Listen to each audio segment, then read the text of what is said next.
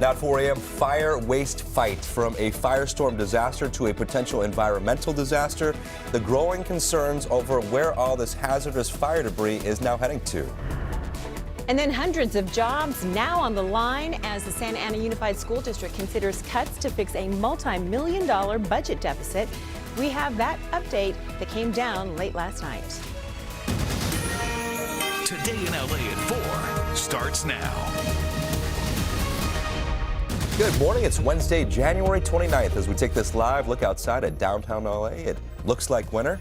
Definitely feels like winter when you head outside. Thanks for joining us and good morning to you. I'm Adrian Arambulo. And I'm Lynette Romero. We are so glad you're here with us. It is chilly out there. Buckle up, Buttercup. What's going on? Bundle up, Buttercup, I should say, right? Bundle up, Buttercup. It's cold. It is. It's chilly. Oh, it's still 49. 49. You know, and we have some cloud cover out there. So yes, it's cold, but in some spots it's not as cold as yesterday. So I think there's a silver lining. For some of us, you still have a frost advisory. So this map looks very similar to yesterday, except the San Fernando Valley not under a frost advisory. This in place until 9 a.m. So the temperatures here are expected to be near or below freezing. So here's a look at those numbers. Once again, freezing up in the deserts, and over in Big Bear, you're in the teens. 40s everywhere else. These numbers expected to drop a few more degrees through sunrise. That's usually what happens. The temperatures get a little colder right before the sun comes up. The view from our exclusive USS Battleship Iowa camera over in San Pedro showing some cloud cover out there. So we'll start off what I think will be another beautiful morning with a nice sunrise, and then we'll get to sunny skies. The temperatures still pretty cool, highs in the 60s and 40s in the mountains. Now, coming up in that 7-day forecast, guys, I'm going to be talking about our next chance for rain. Right now, let's talk about traffic. What's up, Robin? Good morning. Good morning. Good morning. We're going to head over to the 605. We have some slow traffic here heading north into Whittier. There's an accident here that is blocking lanes northbound 605 at Washington, and reports of debris that flew from the northbound side over to the southbound side. So CHP rolling out to the scene. It's starting to back up a little bit. The overall drive time for the 605 for now looks good, but it's going to change 20 minutes from the 405 to the 10. 710, nice, light and quiet for the drive leaving Long Beach toward Alhambra, and the commute is looking good for the 5 north as you leave Downey and work your way into East LA. We'll peek at more trouble spots and more drive times coming up. Lynette, Adrian, back to you. Robin, thank you. And we've been telling you about the plans to bring the toxic waste from the Eaton fire here. This site is in Azusa, about 16 miles away from Altadena and Pasadena. But you know, a lot of people who live nearby, they are pushing back, and there will be a meeting tonight about that. NBC4's Lauren Coronado is live in Azusa with this growing concern. Lauren. Lynette, Adrian, good morning. This is a layered issue. You talk about a meeting happening tonight. There was a city council meeting last night, too. It was a packed house in Duarte. A lot of people raising concerns over this location, saying they weren't notified ahead of time. It's pretty sad. We don't matter. That's what it feels like. A lot of frustration from locals at the Duarte City Council chambers Tuesday night, concerned over toxic exposure and upset the EPA selected the Lario staging area, a park on federal land off Foothill Boulevard near Irwindale Avenue here in Azusa, to process hazardous waste collected from the Eaton fire. We're talking about materials like paint, household cleaners, and lithium batteries. It's phase 1 of 2 of debris removal before homeowners can even begin the rebuilding process. The reason that we chose this area is because of the speed that we were asked to move as an emergency response.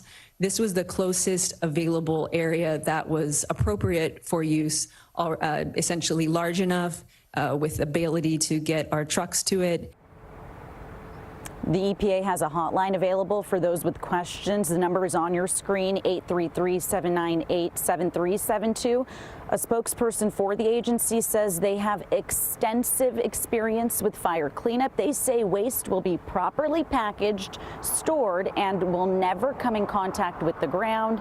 Adding, a water truck will spray 3 times daily to control dust. Now, a town hall with the EPA and a number of neighboring communities is happening. That's tonight at 6 o'clock at the Duarte Performing Arts Center. Again, at 6 o'clock, they are inviting folks from the neighboring communities. We're talking about Duarte, Irwindale, Azusa, and Baldwin Park. We'll go ahead and bring you another live update in the next hour. Reporting live in Azusa, I'm Lauren Coronado for Today in LA. All right, thank you, Lauren. And we're seeing another act of heroism in the early hours of the Eden fire in Altadena. Body-worn camera video released by the LA County Sheriff's Department shows deputies helping people evacuate. Sheriff's Department, anybody inside? Hello? Anyone inside? You're hearing deputies Nicholas Martinez and Quinn Alcones comb through the Montecedro retirement community. All of a sudden, they come across a 100-year-old woman who was looking for a way out. Oh, hi. Okay, perfect. Is there anyone else with you? No. Okay. Where were you at? What? Which room were you from? I've been trying to find a way out. Let's get you out of here. Let's get you out. Where Okay. do I go? But don't lose me. I promise I We won't. won't lose you, don't worry, okay? The deputies guided her to safety and then returned to double-check that no one else was left behind. She explained to them that she hadn't heard anything about evacuations because she was charging her hearing aids. Today, the LA City Council will consider a proposal to protect renters affected by this month's wildfires. The motion calls for a moratorium on evictions for those tenants, as well as a one-year pause on rent hikes. The County Board of Supervisors has already strengthened renter protections to address housing needs for fire victims. There will be a rally at City Hall ahead of this morning's City Council meeting. And now that evacuation orders have been lifted for the Palisades fire, Pepperdine will launch shuttle services to help students and faculty get to the campus. The university says they just got the okay from the LA County Sheriff's Department. More details will be revealed before tomorrow's launch. A vote to lay off nearly 300 teachers and counselors in the Santa Unified School District has been postponed until next month. Last night, the district held a meeting to discuss the potential layoffs. The school district facing a $187 million deficit after overhiring during the COVID pandemic. So again, we're talking about the Santa Ana School District. Teachers, parents, community members have accused the district of wasteful spending and mismanagement of funds. You should be ashamed of all of the wasteful spending and all of the irresponsible decision making that you've been making that I have sat here and listened to. You knew what you were doing. This is not the kind of leadership that Santa Ana teachers and students deserve. The district says the proposed layoffs and cuts would save the district $150 million next year. President Trump is making more changes to the federal government. One change is on hold, though, for now, the effort to pause payments on federal aid. A judge temporarily halted that and scheduled a hearing for next week. But there's a lot of confusion and questions about what programs would be impacted. The Trump administration says it's looking to cut foreign aid, DEI, which stands for Diversity, Equity, and Inclusion, and what the administration calls, quote, woke gender ideology. The White House says this will not impact payments made to individuals, including Medicare and Social Security. It's not clear if that would eliminate free school meals, though, rental vouchers, and many other programs. Here's California's Attorney General. The ambiguity, the lack of precision is by design, and they could have been very precise about what was included and what was not. There is another shakeup. More than 2 million federal workers were offered a buyout. Now, if they resign now, they will get paid through September. They need to make a decision, though, by February 6th, which is a week from tomorrow. That storm that impacted us earlier this week has been very slow to move out of the southwest. Right now, it's causing rain and snow over Arizona, and we're getting some high cloud cover from the system. That's also the reason why it's so chilly and the cold is lingering. It's because of that storm that's just off towards our east. Satellite and radar showing cloud cover this morning. The sun will be up by 6:52, and I think it's going to be a colorful start to our day. But here are the top things I'm tracking. That lingering cold, so we will continue to feel those chilly mornings and cool afternoons. Now, the temperatures are gradually going to warm once we get late into this week and through the weekend, and then next week, I'm tracking our next chance for rain. So, safe to wash the cars today, but just know that by next week, we could be seeing more rainfall. Now, it's going to be a cold start in the deserts, but you'll have some sunny skies during the afternoon, and the temperatures will be in the 60s and 50s, and the mountains temperatures for you will be in the 40s. Look at the Inland Empire. We're going to go from clouds to sunshine and you'll continue to use those sweaters during the afternoon, upper 50s and low 60s. But other than that, amigos, I don't have any other watches or warnings issued for our area. Despite the cold temperatures, the weather really overall is quiet. I'll take you to Orange County, where highs at the coast will be in the upper 50s. Inland temperatures will be in the low 60s. Look at Ventura County, where we have numbers in the 60s. It'll be fresh 60s through the San Fernando Valley. And here's your day in LA. Our skies gradually clearing, and then temperatures this afternoon will be below normal. Now, just ahead, I'm going to talk more about the warm up and let you know what I know about that next storm system. Right now, let's check in with Robin. Hi there. Hi, good morning. This time around, we're going to head over to the Inland Empire. We're checking the drive times here on some of our freeways that start stacking up first thing in the morning. Right now, you still have time to beat the rush. The 210 is wide open from San Bernardino all the way over to the 57, heading toward Glendora. No problems for the 10 West, that drive from Colton to Pomona. It's wide open in the 60, looking good. Under 25 minutes from the 215 to the 57, connecting into Diamond Bar. The 57 wide open in both directions. I'm monitoring a crash here as you head toward Whittier. Northbound 605 in Washington. It is blocking at least one lane, and there's some debris that flew from the northbound side of the crash into the southbound lane, so watch out for that. CHP on scene, and it's just slow as you approach, and then as soon as you pass it, continuing north beyond Washington, the rest of the trip is going to be wide open. Still under 25 minutes for your drive time. 110 looks great too for that trip from Carson. South LA continuing to downtown LA, not a problem. 13 minutes for the trip to connect to the 101. We'll check more coming up. Lynette, Adrian, back to you. All right, thank you for that, Robin. Next at 4, a Tesla erupts into flames along a busy street in Torrance, killing the driver inside. What we're learning about this investigation. Plus, it's been 5 years since the pandemic, but our children still struggling to get back on track with their schoolwork. What a new Nation's report card is revealing. And Three's Company. We have an exciting update. I didn't hear about this on our beloved Eagles and their eggs. They're all nestled up in Big Bear. You're watching Today in LA. 4:14 right now. New this morning, this fiery Tesla crash in Torrance. Somehow the driver slammed into a traffic signal right by the Del Amo Mall, then caught fire. Firefighters worked to put the flames out. After an hour, it was still burning. The driver was trapped inside and then died. We are still working to find out if there were any passengers inside. New allegations are coming to light focused on one of the premier football programs in Southern California. A new lawsuit claims the head coach for St. John Bosco High School in Bellflower, John Negro, embezzled money from the Catholic school for years.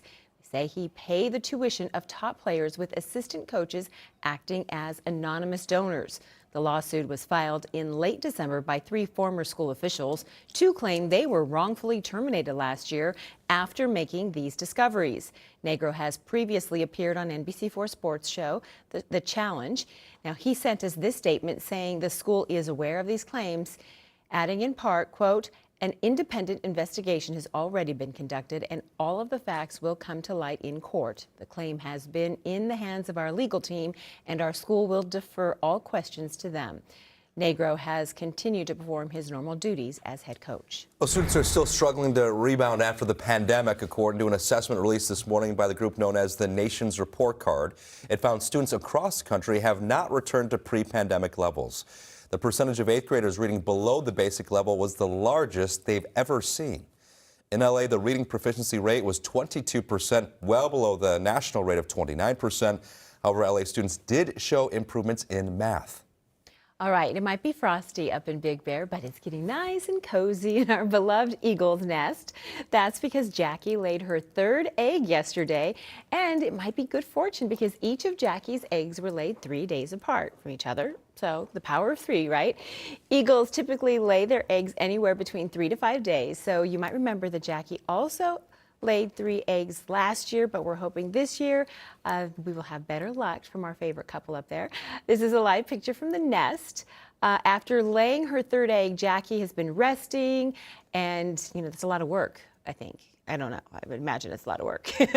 And she's just nuzzling in and keeping warm up there. I don't know if one of them can stay on top of all 3, right? You can kind of, at that point, you might need both of them, Jackie and Shadow, to stay on top of all 3 eggs. Oh, I hope right? I think that they can cover them all. Yeah? Yeah, you know, they're mamas. All right, so we're Mama, wishing them mamas, best of luck. you have you have like 5 hands when you need them as a mom, right?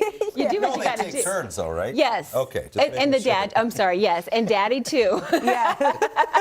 Yeah, he doesn't do anything. He's just out having a good time. I had a mental image of both of them cuddling on the nest on top of the 3 eggs. Yeah. Just show up and, help out a little. Yes. He does. Yes. I hope the branch is strong enough for both of them. All righty, guys. Hey, Happy New Year. Happy New Year. Happy That's Lunar right. New Year. Yeah, so let's talk about your forecast for today. Starting off our day like this, you know, kind of with a refreshed spirit. The temperatures this morning are going to be cold. We're going to have numbers in the 40s and even colder in the deserts and in the mountains where the temperatures will be in the 20s and in the teens. Now, we do have some high cloud cover from that system over in Arizona. So I think this morning with that sun coming up and the cloud cover, it's going to be a nice start to our day. So another good omen for your Wednesday. As we head into the afternoon, look at the temperatures. We're going to have highs in the low 60s, so definitely feeling like January. Over in the mountains, temperatures will be in the 40s. Now, I want to show you what's up with the air quality. You know, for the most part, things are looking good. It is going to be moderate to good. That is what the green and the yellow mean. Once it gets into the orange, the red, even the purple, that's where it's dangerous territory. But for most of us, this is acceptable. Moderate air quality from Santa Clarita into the San Fernando Valley, and really good air quality close to the coast and for portions of the Inland Empire. So if you don't mind the cold weather, then maybe step outside for a walk and enjoy that fresh air. Now, the temperatures, those are going to stay cool for several more days because that system over in Arizona, it's going to take a little bit longer to move away. So today and tomorrow, cool. But look at what happens on Friday. The numbers start to go up slightly, 64 degrees in Burbank. And then on Saturday, 68. This weekend, we're looking at temperatures reaching the 70s by Sunday as high pressure settles in over the west coast. And those 70s will continue through Monday. But look at Tuesday, the temperatures start coming down. So let me show you one of the weather models that the team is looking at. This is our European model. And what it's going to show us is some cloud cover moving in over the weekend for us, but you notice that the weather stays dry. Now, there will be a storm approaching the central and northern parts of California and even the Pacific Northwest late this weekend into the weekend, but that system not expected to impact us. Now, we get into early next week, and look at this huge band of rain that's stretching from the ocean all the way into northern California.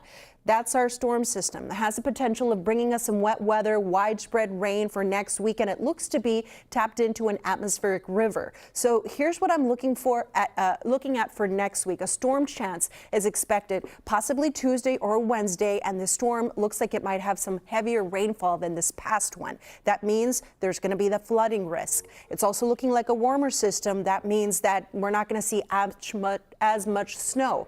But of course, we're still several days a week out, so the intensity and the duration is still uncertain, but it's something that the team has an eye on and will be reporting back to you. So here's your 7-day forecast where the weather is going to stay cool for the next several days and dry. Just continue to bundle up, and right now that first weekend of February is shaping up to be a nice one, closer to normal for this time of year. The weather in the valleys and Inland Empire, low 60s today and tomorrow, mid 60s Friday, and here you see the weekend temperatures are going to be in the 70s. The forecast in the deserts also staying quiet, 70s this weekend. The low desert will warm into the 80s by Sunday and stay there through early next week. And finally in the mountains, if you want to head up there, enjoy that fresh new snow. The travel weather is looking a whole lot better, 50s and 60s this weekend, and then we'll possibly see that drop in temperatures for the middle of next week, and crossing our fingers for more rain. That's your forecast, everyone. Now to traffic. Happy New Year, Robin. Happy New Year. We are unfortunately seeing a drop in speeds, Belen, on the 605. I've been talking about this crash in Whittier, but I just got word that one of the vehicles involved here flipped over. It's on its side. So northbound 605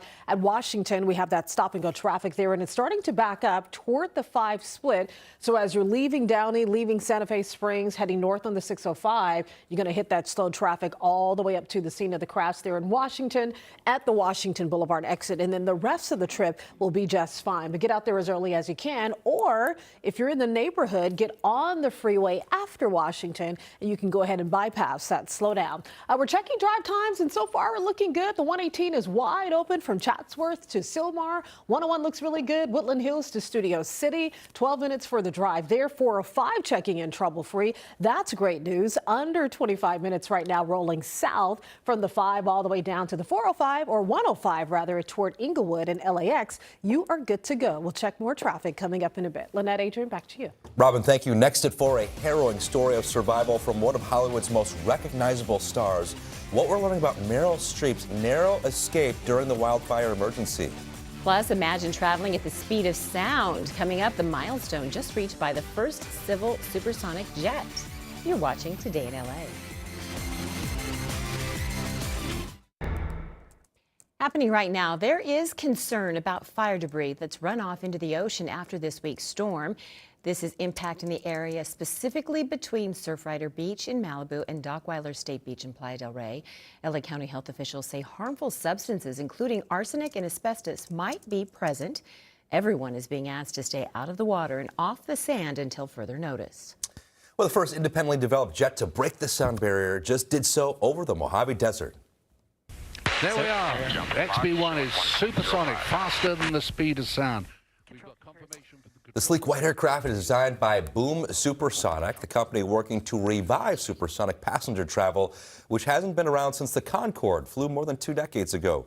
Boom plans to focus on its Overture airliner, which says can carry up to 80 passengers while moving twice the speed of today's planes.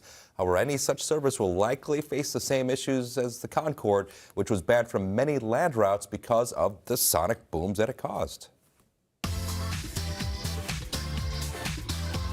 Time now for Hollywood Buzz. Meryl Streep may be considered the goat of acting, but she can also add superhero to her credentials. So it's an incredible story. During the wildfires earlier this month, the actress found herself trapped by a tree that fell in her driveway.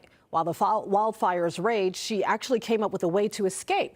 Her nephew, Abe Streep, wrote about the incident in New York Magazine this week, and he broke it down. He explained that his aunt borrowed a neighbor's wire cutters, cut a hole in the fence, and then she drove through her neighborhood to escape the flames. Wow. Working 9 to 5, what a way to make a living, barely getting by. You know this legend, the story of country music legend Dolly Parton is coming to Broadway. Dolly, an original musical, will have its world premiere this summer in Nashville. The musical will feature music and lyrics written by Dolly, but of course, she says the cast will be revealed soon. The musical heads to Broadway in 2026. I just feel like whoever's in this musical, they have to know how to sing. They have to know how to dance. I can't wait to see. It should be Miley Cyrus. She's her goddaughter, right? Yes, that's a good choice. Yeah. You have to know how to charm. Oh, that's right. She is very charming. Yes. And you have to get the blessing of Dolly. Yeah. Right. Yeah. She should just do it herself, then, right? She should make an appearance at least. Yeah. That would be great. Thanks, guys. Thank you. Still ahead, more help for people impacted by the wildfires. So this is meant to help people who lost their jobs because of them and wondering about unemployment and health care. And during hard times, they say to look for the helpers, right? Well, here in Altadena, we've seen a lot of helpers, and this morning, new body camera video shows how brave 2 deputies were when they were rescuing people inside a retirement community.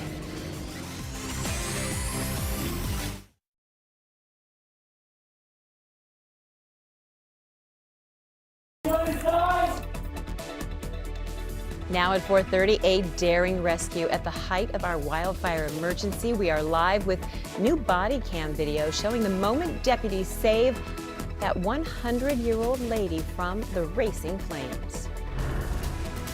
Plus, we're seeing more self-driving robo-taxis all over LA. And if you're still getting used to the idea, listen to this. They are now coming to our freeways this week. Today in LA at 4:30 starts now. Good morning to you. It is Wednesday, January 29th. We are almost through the first month of the year. Unbelievable. This is a gorgeous look of Mount Wilson outside. I'm saying gorgeous just because I know it's cold out there, but it's clear. It's beautiful, right? Good morning, gorgeous. I'm Lynette Romero. We're so glad you're here with us. And I'm Major Rambulo. Looks gorgeous, maybe doesn't feel gorgeous. Right? Yeah, but it's nice to see it clear like that. Yeah. And yeah, it's really Looks pretty. and feels like winter, you know. And it should be. We're getting into that rhythm, right? You know, we'll take our wins where we can, Yes. right? We're not seeing any wind. We're not seeing any dramatic thunderstorms. We do have the cold temperatures. That's about it. So we got to bundle up the rest of the week. Overall, our weather is quiet. Hi, everyone. We're looking at the system, the same one that brought us rain and snow, especially Sunday and Monday. It has been very slow to depart. Right now, it's over Arizona. We're getting some high cloud cover from the system. So especially throughout the morning, you'll notice those clouds and gradually it clears to sunshine. But because that system is so near us, the cold is lingering. We've got a frost advisory in effect for parts of Ventura County and out towards Valencia along the I-5 corridor. So the temperatures there are starting off near or below freezing. You see those numbers in the 30s in that area, 40s everywhere else. And we've got freezing conditions over in the deserts. Big Bear, 14 degrees. So you'll need a few layers this morning. And as we step into the afternoon, just as Adrian said, it's feeling like winter. It's feeling like January. These numbers are below normal for this time of year. You're going to need the sweaters and jackets into the afternoon, and go ahead and rock that scarf. Temperatures will be in the 60s and 50s, and over in Big Bear, 41 degrees. Now, just ahead, I'll see you in that 7-day forecast. We're going to talk about a warm up and our next chance for rain. Right now, let's talk about traffic. Good morning, Robin. Good morning. Good morning. There's a high chance of slow traffic here on the 605. We have a backup that's forming leading up to a crash northbound at the Washington Boulevard exit. It's still there. It's still active. It involves a vehicle that flipped over on its side. There's also debris, not only in the northbound lanes, but that flew over to the southbound side, too. So if you live or work in the area, or if you're just leaving the area, get on the freeway after the Washington Boulevard exit. If you get on before, you're going to be stuck in this stop and go traffic here, at least back from the 5-605 split. The drive time is going up. It's not awful, but it's on the rise. 25 minutes from the 405 to the 60 to 710. Nice, light, and quiet. We'll check more coming up. Lynette, Adrian, back to you. All right, well, we are getting our first look at this incredible body cam video as sheriff deputies rush in and they rescue a 100-year-old woman during the height of the Eaton fire. NBC4's Brittany Hope is live in Altadena with the rescue and why the person who was being rescued had no idea there was an emergency.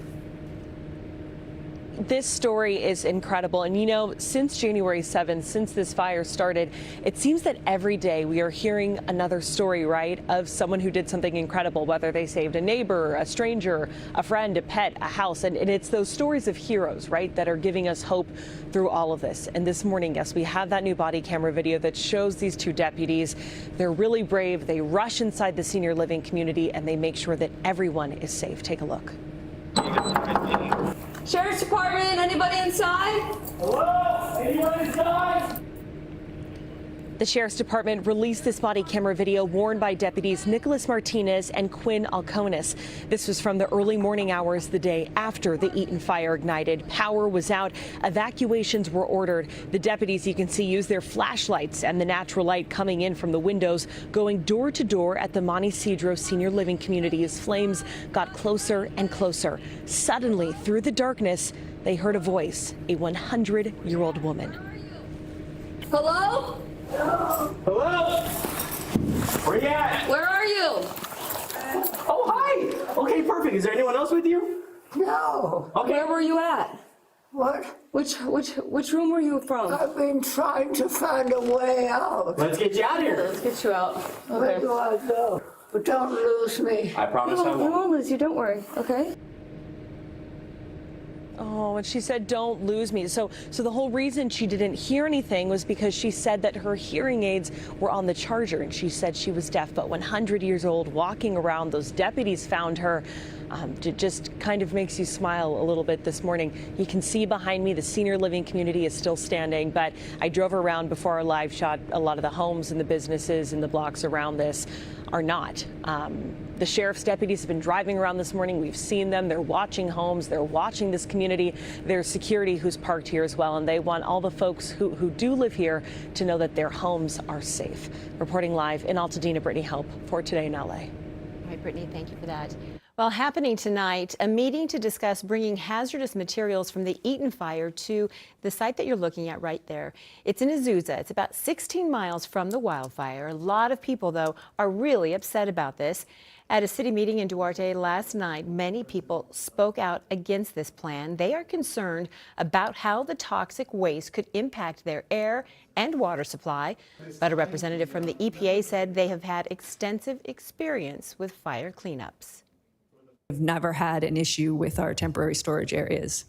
We're confident that we will leave the site in as good shape as we found it. Many people who live nearby want the toxic waste taken somewhere else. NBC4's Lauren Coronado is working on this story. She will have a live report coming up in our next half hour. Well, protecting renters affected by this month's wildfires is on the agenda this morning for the City Council meeting. And a rally is taking place at City Hall to advocate for eviction protections and also a pause on rent increases. NBC4's John Cadiz-Klimak is live in downtown LA with the plans that are being considered. Good morning, John.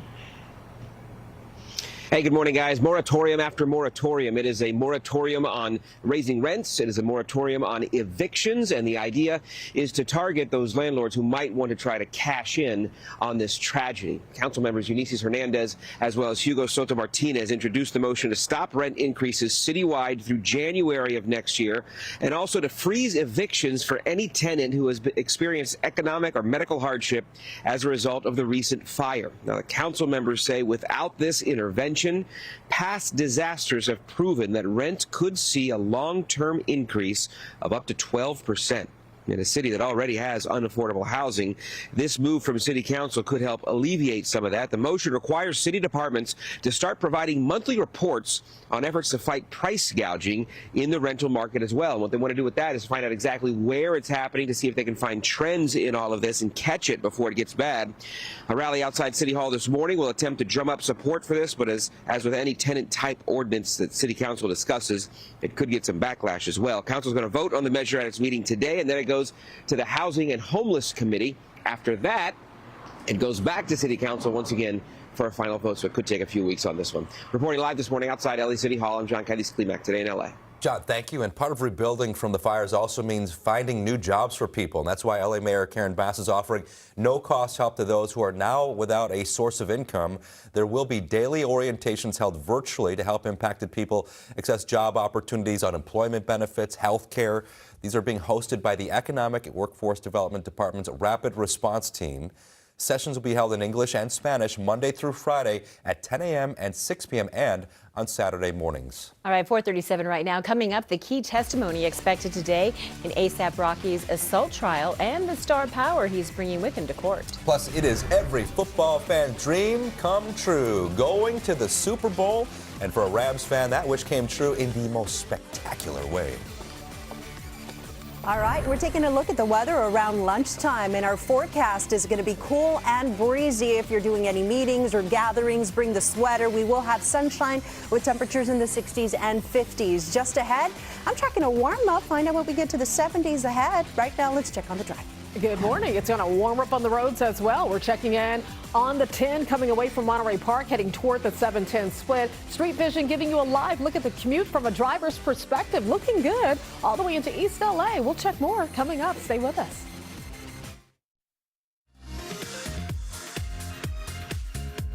And now to this morning's bright spot. The Rams surprised a very special fan with Super Bowl tickets. It happened during a live NFL broadcast, and she had no idea it was coming. And Coach Mo, I want to bring you up over here. Come on up. Yeah. No, Coach, we want to celebrate you. We want to honor you. I'd love to surprise you with 2 Super Bowl tickets. The Super Bowl 59. Coach Monique Adams, known as Coach Mo, is the owner and head coach of the LA Legends women's football team. Her team was in the spotlight during this broadcast, but Coach Mo had no idea that she was going to be focused on and also on camera. I stood in the back and I'm pushing all the girls up. I'm like, go, go, go, make sure you show your face. And then I seen Jonathan on the screen and he called my name. I was like, oh, snap. So it just really knocked the wind out of me. I was like, wow. So I was super excited. I couldn't believe it. Oh, snap. I love that. Congratulations to you, Coach. She is really looking forward to the game. But as quickly as she got on camera, she tried to get behind the scenes again. Coach Mo told us that she really wants to shine the spotlight on women's football and get more people interested in playing and signing up for a team. What a good ambassador. That's why she's such a great leader, right? Yeah. Because she's trying to get the players in the forefront there, but well-deserved, and congratulations to her. I hope she has a wonderful time. She's going to a fun city, New Orleans there, right? And no kidding. Bring that big ticket with you on the plane. She deserves that. Go, Coach Mo. You know, we love a little sunshine in the morning. Please keep sharing your bright spots with us. We love the good news. We need that, right? You can reach out to me directly on social media. Just look for Lynette Romero. Also, use that hashtag Today in LA Bright Spot. You can also email me at lynette.romero@nbcuni.com. And good morning, guys. I'm Michelle Bias. We're at Lincoln and Olympic. I'm looking around because this is a hot spot for those Waymo vehicles. You've probably seen them around town. We're talking about those robo-taxis. Yes, now their service is going to expand to the freeway. We're going to tell you all about it coming up. And it is a good day to start new, start fresh. Coming up, the Lunar New Year celebrations to ring in the year of the snake. You're watching Today in LA. It's 4:43 right now. We'll be right back.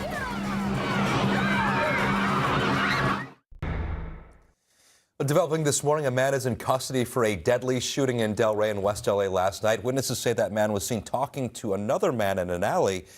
Police say surveillance video shows the man and the victim then leaving the alley right before the gunfire. And that's how officers were able to track him down and arrest him. No word yet about a motive for the shooting.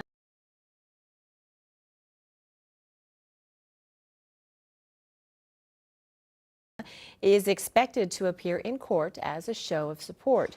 The trial stems from an alleged run-in with former friend Terrell Efron in Hollywood. He took the stand yesterday after he was asked to describe the relationship the two had up until that point. I wouldn't say problem. I don't know. Me personally, I never had a problem with him, but I think he had a problem with me. Okay. ASAP Rocky is charged with 2 counts of assault with a semi-automatic gun. If convicted, he faces up to 24 years in prison. Well, it was just 2 months ago when Waymo's robo-taxis were deployed in LA for anyone looking for a ride. No, only been available on surface streets, but now the company says we can expect them. We can see them driving on our freeways alongside of us. NBC4's Michelle Bias live in Santa Monica with this story. Hey, Michelle. Hey guys, we've already had an exciting moment. Photojournalist Jeff Sharpie went into stalker mode, was tracking down one of these Waymos and followed it to see if it was going to get on the freeway. Took him through a wild goose chase, but that vehicle, the robotaxi, did not hit the freeway, not yet. But now we know they soon will. You may have seen the driverless cars around town on those surface streets, and pretty soon you're going to start seeing them on the freeway too. The driverless service Waymo making the announcement yesterday, sharing that its employees would be the first ones to have access to fully autonomous rides on LA freeways, following the same testing to commercial service paths as it's done in the past. So in a post on X, the company wrote, freeways are an intrinsic part of the LA experience. To better serve our expansive 79 square mile service, we're beginning to provide our employees with access to fully autonomous rides on the freeways, a key step toward expanding the capability to all riders. Now, the company showed how a trip from Santa Monica to downtown LA could cut in half using the city's freeways, depending on traffic. We all know that. While the examples showed the route would utilize the 10, it wasn't clear which, if any, other freeways Waymo would be using, but it's likely to include the 10 and the 405, which it already uses portions of the 10 and the 405 in some of its rides, and likely the 90. Much of the reaction I read was positive, some even wanting to know, hey, when are you coming to LAX? So yes, the Waymo's official coverage area in LA started, just recently. Oh, here goes one to come back out live. Yay, good timing, Jeff. Oh, it is. It's hitting the 10. Now, we don't know if it's the access road of the 10, but there we have it. we just announced that, they're likely going to do some testing. Now would be a great time to do some testing at 4:46 in the morning. So yeah, it's the latest. And of course, the employees are going to be the first ones to try out the rides on the freeway in those Waymos. There's another one just past the sea. So this is a hot spot, guys, for the Waymos. Yeah, so Jeff, how about Jeff going into stalker mode? Because we were set up at a boring headquarters and we thought, you know what, we got to see these Waymos. And then he saw one and just started following it. And now it seems like this is a big hot spot for the Waymos. And we just saw one likely hitting the 10. We don't know, but definitely that is the on road to the 10. So Eagle Eye Sharping, we like it. It's easy to drive on our freeways with no traffic, though, right, Good job, Michelle? Sharpie. It's like the big test is when it's packed. Yeah. And like, will you still be able to gesture or yell at that? This could. No. Yeah, I'm sorry, having a hard time hearing. It's okay. It's but loud. You know what? You're by this traffic. Is going to be exciting. Yes, it is exciting. Yeah, it's a whole this new is going world to be for exciting, sure. guy. Maybe less road rage. Let's hope so. What are you doing? Oh, it's a robot. Yeah, who are you going to be mad at? Who are you going to be mad at? All right, thank you so much. Well, Tesla has reached a new milestone in pursuit of its self-driving technology. This new video shows Tesla models self-driving from their, quote, birthplace at the factory straight down to the loading dock lanes. The company says this is done actually without any human intervention. Last year, Tesla CEO Elon Musk said Model 3 and Model Ys would be fully autonomous by the end of the year. All right, 4:50 right now. The Lunar New Year begins today, but some students in Anaheim had fun celebrating early. This was the scene at Roosevelt Elementary School. There were performances by kindergartners and traditional dragon dances. Today kicks off the 15-day Spring Festival, celebrating the Year of the Snake, which is all about shedding bad energy. So we're here for that, right? We're on board with that. Let's shed the bad energy, harness the good, and what a way to celebrate. Start the new year. So colorful and exciting. I love it. I love it. Yeah. Kindergartners know how to party. Yeah. Nothing like a good kindergarten party. Yes. Take a page from their book. Shed that bad energy, bring in the good stuff. Yeah. You know, when it comes to our forecast overall, things are good. Quiet the rest of the week. We will take it. And this morning, I think we're going to get a really nice start to the day. I am on sunrise watch. You see this camera right now from downtown LA. We do have some high clouds out there in the distance, so the sunrise happening officially at 6:51. It's setting at 5:20, 10 hours, 29 minutes of daylight. What are we going to do with it? Make the best of it and bundle up. Here's what you're going to expect. There's a system off towards our east, the same one that brought us that rain and snow earlier this week. It's taken a little bit to move away, so that's the reason why the temperatures continue to be so cold. So continue to bundle up.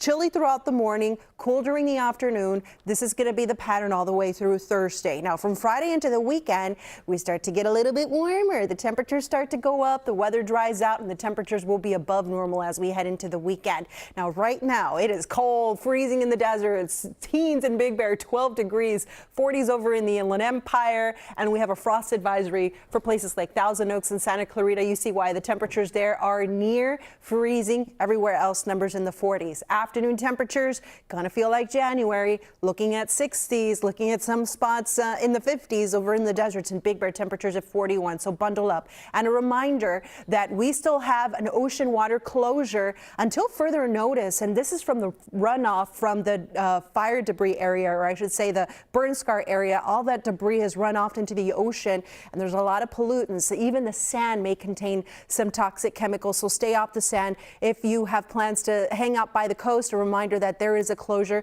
from Las Flores State Beach all the way into Santa Monica State Beach. Now, the weather as we head into the weekend is going to start to warm up. Tomorrow, still a little chilly, 59 in Riverside. Friday, we're dry, cool, 66. You notice the numbers start going up. And by Saturday, we're looking at temperatures around 72 degrees. We're going to say goodbye to that storm system. High pressure will take control for us as we head into the weekend. And then through early next week, amigos, we could be seeing our next storm system. Now, it doesn't appear here in the 7-day forecast. I'll talk about it as we go through these graphics. That system next week is looking like a wetter system, possibly arriving Tuesday into Wednesday. And because it's a wetter system, the rainfall rates as of now look like they may be a little higher. So that means there will be a risk for some flooding, possibly even some debris flow. So that's something that we're watching for next week because it's a warmer system, not expecting as much snowfall, but we're still about a week away. So we will enjoy the warm up as we head into the weekend and that dry forecast. But next week, let's be honest, we need that moisture. So we will be keeping a close eye and giving you updates on that next system. All right, let's talk about traffic. Here's Robin. Good morning. It's not too bad out there. Starting off with some road construction that's wrapping up on the 605 from Telegraph up to Whittier. The 3 left lanes are closed for road work. They hope to have it picked up by 5 a.m. So the cone should be picking up within the next 5 minutes or so. But up ahead at the Whittier Boulevard exit, there's an accident involving a car that flipped over on its side. It's in a ravine, so they're still working to clear it. But the traffic looks much, much better. I'd still leave early because you have the road work, you have the rollover crash. Right now it's looking good, but it may start to back up a little bit. Checking the drive here on the 101, it's moving well east and west as you work your way between Woodland Hills and Studio City. No problems. 405 is in great shape, under 25 minutes between the 5 split and the 105 split. So that is great news this morning, especially if you're heading to the airport or heading to work. No problems in your way, at least for now. We'll check more traffic coming up in a little bit. Adrian, back to you. Thank you very much, Robin. Well, if you'd like to help wildfire relief efforts, NBC4 is partnering with the American Red Cross to help people affected. You can go to NBCLA.com or by calling the number on your screen. It's 4:55 on this Wednesday morning. We'll be right back.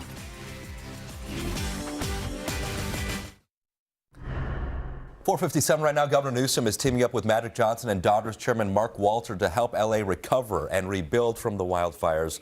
Walter's foundation is pledging an initial $100 million to the LA Rises recovery effort. The money will help rebuild areas and communities destroyed by the fires. The focus of LA Rises is to make sure that all wildfire victims get an equal chance to rebuild. My focus will be on Altadena because we're going to be left. Those people may be left behind, and I want to make sure that that doesn't happen. I've invested in that community. I know the community very well, and they trust me and my brand. LA 28 organizer Casey Wasserman also involved, and together the team will lead and recruit others with this philanthropic effort. Our beloved eagles are not the only wildlife enjoying the snow. The only wildlife enjoying the snow. This is new video shared with us by the Big Bear Alpine Zoo. Gray wolves, snow leopards, and Harley the grizzly bear. They're enjoying the winter weather up there. The Big Bear Alpine Zoo is open every day from 10 in the morning until 4 p.m. You need to check that out. That's quite the collection of wildlife up there, right? Beautiful. Yeah. All right, developing right now at 5 a.m., cleanup concerns. Local cities push back against the EPA's plan for wildfire waste, and that has some people concerned that it could contaminate the air and water. So we will be live to tell you why the agency chose this location, the rush to relocate all that toxic debris, and also reaction from the neighbors. And housing help, how LA city leaders are working to protect renters in the aftermath of our wildfire disaster. He lacks any relevant government, financial, management, or medical experience. And words of warning. RFK Jr.'s cousin speaks out ahead of his Senate confirmation hearings. We've got the controversy brewing on Capitol Hill. Today in LA at 5 starts now. Good morning to you. It's Wednesday, January 29th, as we take a live look outside at Long Beach. So it looks calm, and that's how we like it. It's been a crazy start to 2025, and it's a bit cold out there, but this is exactly how it's supposed to be in winter, in January, right? So thank you very much for joining us, and good morning to you. I'm Adrian Arambulo. And I'm Lynette Romero. We're going to send it right over to Belinda Leon to talk about this frost advisory. Yes, I'll take these chilly temperatures over those winds. Yes. Oh, okay. So let's get into it. Hi, everyone. Happy Wednesday. Yes, a frost advisory for a similar spot as yesterday. The interior valleys of Ventura County and Valencia, San Santa Clarita. So this is where the temperatures are starting off at or below freezing. So I hope you took time to protect your plants. And this morning, if you step outside with your pets, then you and your pet have to bundle up. Temperatures are currently in the 40s for most of us below the mountains, but you'll notice those freezing conditions up in the deserts. Big Bear right now, 12 degrees. And I am on sunrise watch. There's a system out to our east. It's kicking some high cloud cover in our direction. As the sun comes up in the 6 a.m. hour, I think it's going to be a nice, colorful start to our day. There you see the view from the downtown area. Gradually, we're going to clear to sunshine, and the temperatures still below normal for this time of year. So we're hanging on to this cool feel, highs in the 60s, 40s in the mountains. Just ahead, that 7-day forecast. It's going to show you when we get to the 70s. Right now, let's check on the drive. Good morning, Robin. Good morning. The traffic is picking up. Old problems are wrapping up. We're going to head back to the 605. It's a crash here involving a driver that hit the center divide, flipped over on its side in a ravine. So they're still working to get it cleared. So far, no major delays. When it first happened, traffic was crawling. And then also Caltrans should be picking up the cones. We've had road work for the 605 north leading up to that Whittier exit. We've had the 3 left lanes blocked off, but it's looking pretty good. Picking up in other areas like the 91. We're already at 40 minutes right now from Riverside to Buena Park. 14, no issues, but the numbers going up. It's 42 minutes and growing. Palmdale off to the Newhall Pass. And once you make that merge onto the 5 into the Newhall Pass, it's looking good. And the 15 wide open for now from Oak Hill down to Corona. We'll peek at more freeways coming up. Adrienne Lynette, back to you. All right, see you shortly, Robin. Thank you. 5:02 right now. And developing now, pushback on the plan to bring toxic waste from the Eden fire here. This site is in Azusa. Now, people who live near this area, they're very concerned. They say this is not the right place for this massive project. NBC4's Lauren Coronado is live in Azusa with how the federal government is responding to the neighborhood concerns. Lauren. Lynette, Adrienne, good morning. We're about 16 miles from where the Eaton fire sparked, and people who live here in Azusa and neighboring communities say they're really concerned about exposure to toxic materials. I have a small child who loves Encanto Park and loves to play outside. We live off Huntington, and I feel like I'm not going to be able to have him drink water or even go outside because of this. A lot of frustration, concerns from locals at the Duarte City Council chambers last night. Many upset the EPA selected the Lario staging area, a park on federal land off Foothill Boulevard here in Azusa, to process hazardous waste from the Eaton fire. It's part of phase 1 of 2 of debris removal before homeowners can even begin the rebuilding process. So we're talking about materials like paint, cleaners, propane tanks, and lithium batteries from electric vehicles. I want to be clear that these materials will be packaged properly and stored on site in a way that they are not allowed to release to the environment, and that they are also not allowed to come into contact with the ground. The EPA has a hotline available for those with questions. The number's on your screen, 833-798-7372. A spokesperson for the agency says they have extensive experience with fire cleanup. They say waste, like you heard, will be properly packaged, stored, and will never come in contact with the ground. They also say they'll have water trucks to spray 3 times daily to control dust.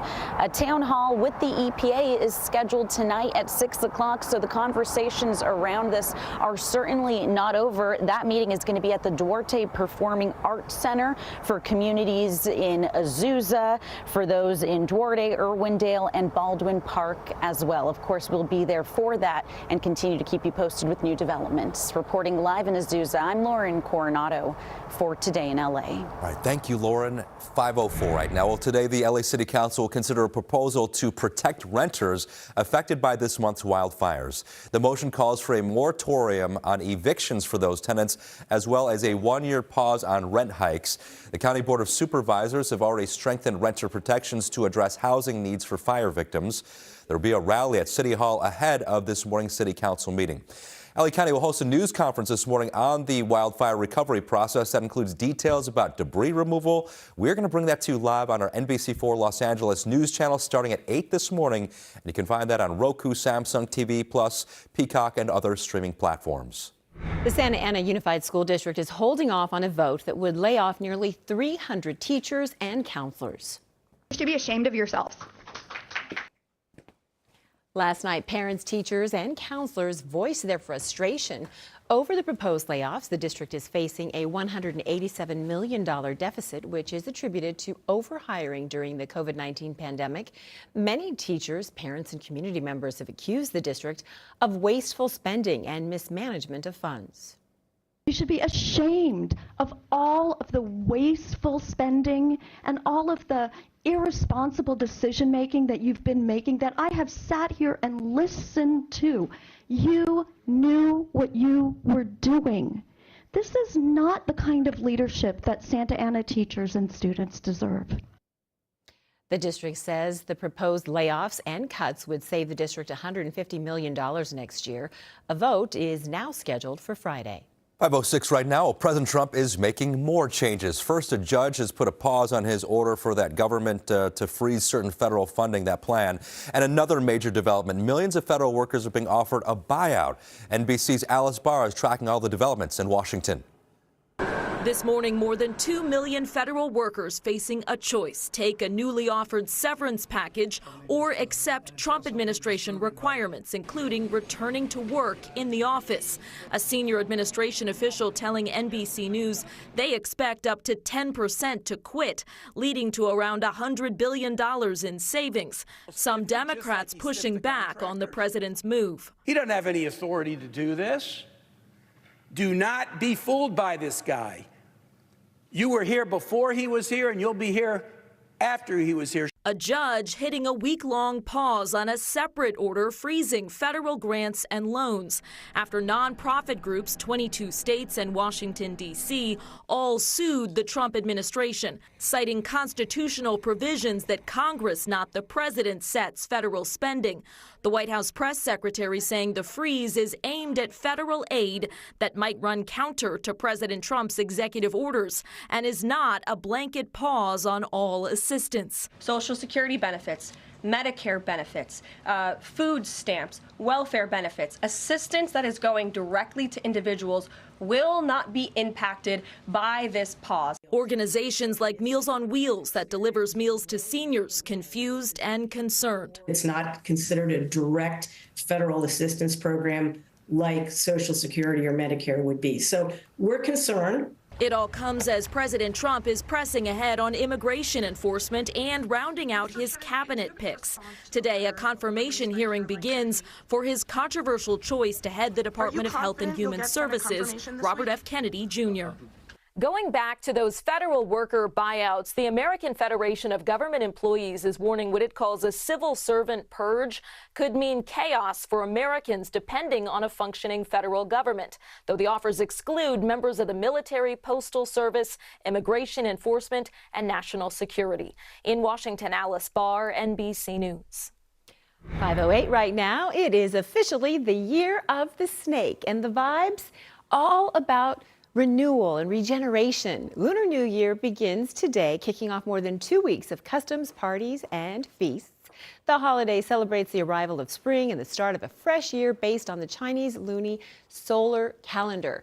Now, though the snake might get a bad rap, right, in many Western cultures, it's actually a revered sign in the Eastern Hemisphere. Asian and Asian American experts say the year is expected to be one of positive transformation and shedding all those toxic character traits. We like that. The snake matches up with people born in 1941, 53, 65, 77, 89, 2001, 2013, and of course, 2025. I wonder if we have any Year of the Snake babies here. Oh, Anybody? We have to ask around. Yeah. Yeah, I know Michelle is Year of the Rabbit, and I'm Year of the Pig. I think I'm a rat. Yeah. I can't remember. Maybe a monkey. Okay, all righty. Hi, everybody. Well, what a beautiful tradition. And you know what? We're holding on to those good vibes today. Here's what's happening. We have very cold temperatures in the area, and it's because of this area of low pressure that brought us the rain and the snow Sunday, Monday, and some even yesterday. So that system is lingering in our area. It's bringing these cold temperatures. Is also bringing some high cloud cover this morning, but gradually it's going to clear to sunshine. So here's what I'm tracking. Lingering cold, bundle up. But we will have a gradual warming trend as we head into the weekend and next week. I have my eyes on a potential storm system could bring us some more rain. But today it's dry and it is cold. We've got numbers in the 20s in the deserts right now, 50s by the afternoon, 40s in the mountains. The weather over in the Inland Empire will gradually turn sunny, 50s and 60s there. Over in Orange County, more of the same for you. Just hang on to that hoodie during the afternoon and put on that sunscreen. Might not seem like it, but it's going to be cold. It'll be bright, though. 60s in Ventura County and the San Fernando Valley. And here's your day in LA.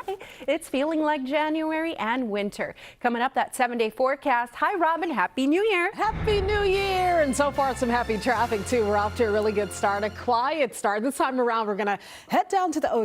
The drive on the 5, the 57, the 22 wide open through the Orange Crush. So that's good news for those of you hitting the road. The 105 looks good, too. We're still under 20 minutes to make it from Norwalk over to LAX. The 91 West, trouble-free. The 405 looks great in the northbound direction, leaving the 605 split continuing up toward West LA. I've been talking about this crash for over an hour, and now we have an on-ramp close after a driver hit the center divide, flipped over. It's on its side in a ravine. This is northbound 605 at the Whittier Boulevard exit. So the lanes of the freeway are open.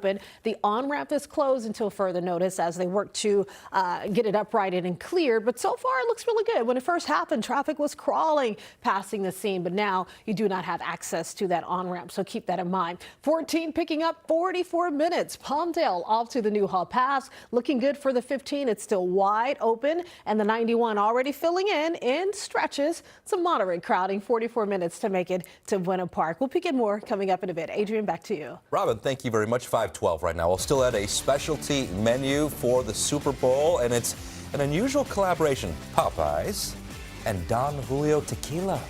And which city is next? Details about another round of ICE operations and what happened when agents conducted raids in New York City. First, though, as soon as we come back, a sudden spike in cases of sudden infant death syndrome. What experts believe is behind this alarming trend. Next on Today in LA.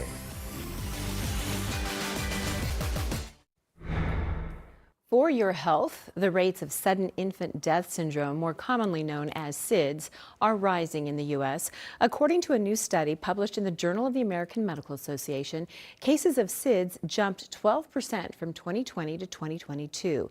SIDS is defined as an unexplained death of an otherwise healthy infant during the first year of life. It is also known as crib death. Now, as the deaths generally occur while the children are sleeping, doctors say given the time period of the increase, the COVID pandemic could be behind this rise. They also point to social media as a potential factor, with some users posting videos of babies in unsafe sleep positions. 5:16 right now. Federal law enforcement agencies continue to conduct large-scale immigration operations ordered by President Trump, and they're planning the next operation in Aurora, Colorado. U.S. Northern Command says that its Buckley Space Force Base is currently being used as an operations center where agents will start processing undocumented migrants tomorrow. Several immigration arrests were made in New York City. The mayor there, Eric Adams, said the city coordinated with the U.S. Department of Homeland Security in carrying out a targeted operation yesterday. ICE says it is making an average of 710 immigration arrests per day. All right, Popeyes and Tequila Don Julio are teaming up for a one-of-a-kind culinary mashup for Super Bowl 59.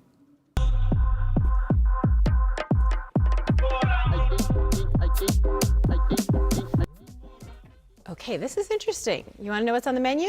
You do, don't you? Tequila and chicken.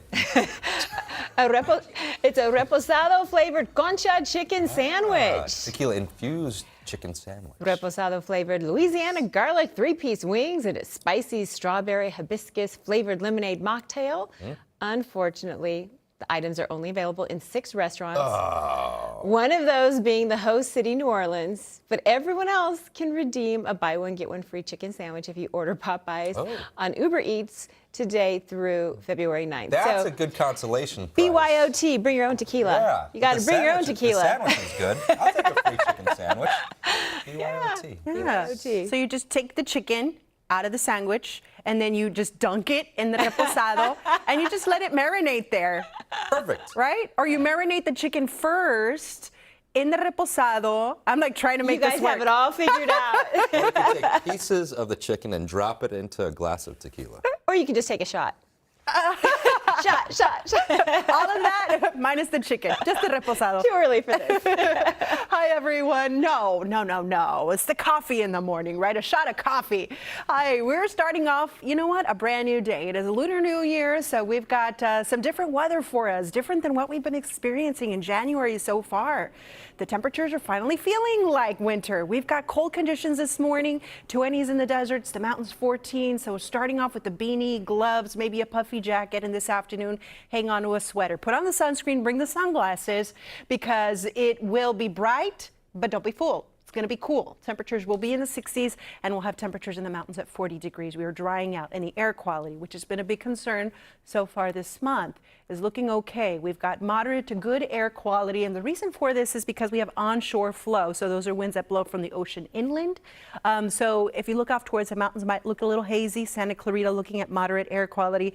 The best air quality are the areas that are in green, so that's mostly over in Orange County and for portions of the Inland Empire. Now that cool weather is going to stick around at least through Thursday. Look at the trend in Burbank, where we've got 60 today, 58 tomorrow. And then on Friday, it's still a cool day, but the numbers will be going up, and then they keep going up. Saturday, 68. Sunday and Monday, temperatures are going to be in the 70s. We say goodbye to January, hello to February over the weekend, and then look at next Tuesday. The temperatures start to come down. The reason for that is that there are two weather models right now, the ones that forecast out several days, are both indicating that we could see a chance for some rain next week. As of now, this is looking like a wetter storm than the one that we just saw. So the days to watch will be Tuesday, Wednesday, possibly into Thursday. And it does look like we may see some higher rainfall rates. So what does that mean? That means that we could be looking at the possibility for some flooding and debris flows. It's going to be a warmer system, so not as much snow expected, but we're still a week away, so the intensity, duration, still uncertain, but something that the First Alert Weather Team is keeping an eye on. In fact, when we take a look at the 7-day forecast, notice how we're not even seeing it yet. So right now we're keeping an eye on something that is possibly into Wednesday. The forecast through then will remain dry. We've got temperatures just warming mainly over the weekend. So the next few days, just continue to bundle up and have that sweater and jacket handy. You're going to need it, especially during the mornings. The Valley's the Inland Empire. 60s, upper 50s. Today, tomorrow, Friday, we start going up. Then over the weekend, the temperatures are going to be in the 70s. As of now, things are looking good.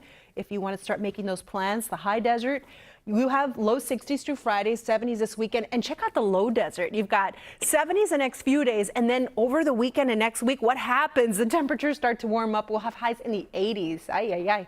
Finally, in the mountains, we've got some quieter, drier conditions. If you want to go check out that fresh new snow, maybe you want to go play in it over the weekend. The temperatures come up to the 50s and 60s, and we'll have more of that early next week. So that's your forecast, everyone. Let's ask Robin, what do you think about that chicken sandwich? Oh, it looks and sounds delicious. I'll take two. Don't judge me. We're off to the 91. There's a hit and run accident here, westbound 91 at Lincoln Avenue. It's a hit and run, no specific lane information, but it's definitely backing up traffic. As soon as the crash popped up, all of a sudden it was a line of brake lights back from the 15 split. So it's going to be slow in stretches as you work your way out of Corona. The drive time's going up. That was quick. 47 minutes to make it from Riverside over to Buena Park. It's quiet in Buena Park. South 5 looks great.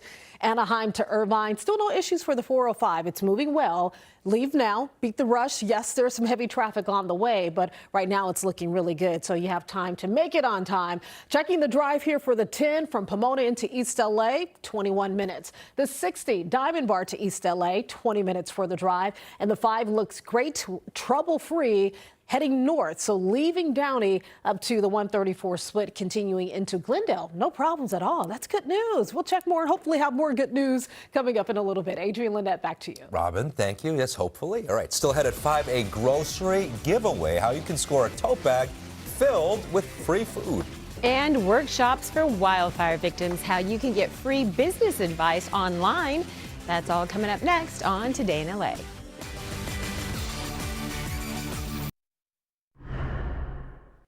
5:25 right now. If you lost your job or your business in the wildfire disaster, the city of LA is trying to help you get back on your feet with online workshops. LA Mayor Bass made the announcement yesterday, saying in part, quote, "My pledge is to do everything possible to help people rebuild their homes and their livelihoods." End quote. The orientations are being offered Monday through Friday at 10 a.m. and 6 p.m. There's also a Saturday option. That workshop is at 10 a.m. The sessions are available in English and Spanish and will focus on access to job opportunities, unemployment benefits, health care, and more. You can sign up on the City of LA's website. Northgate Market in La Puente is celebrating its grand reopening today with free groceries. The first 300 customers in line will get a canvas tote bag filled with food.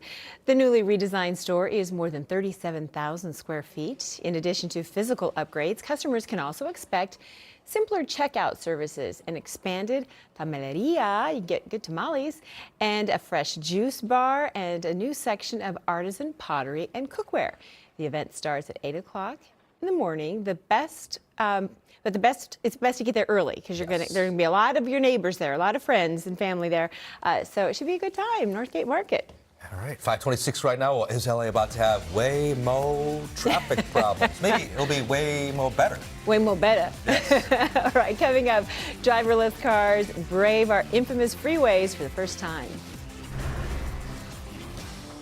And trying to afford way more unaffordable housing. That's the issue in the city of Los Angeles right now, and city council is trying to work with landlords to try to make sure that they are going to freeze potentially rents, even freeze evictions as well as a result of the Palisades and Eaton fires. We'll explain what they're trying to do coming up.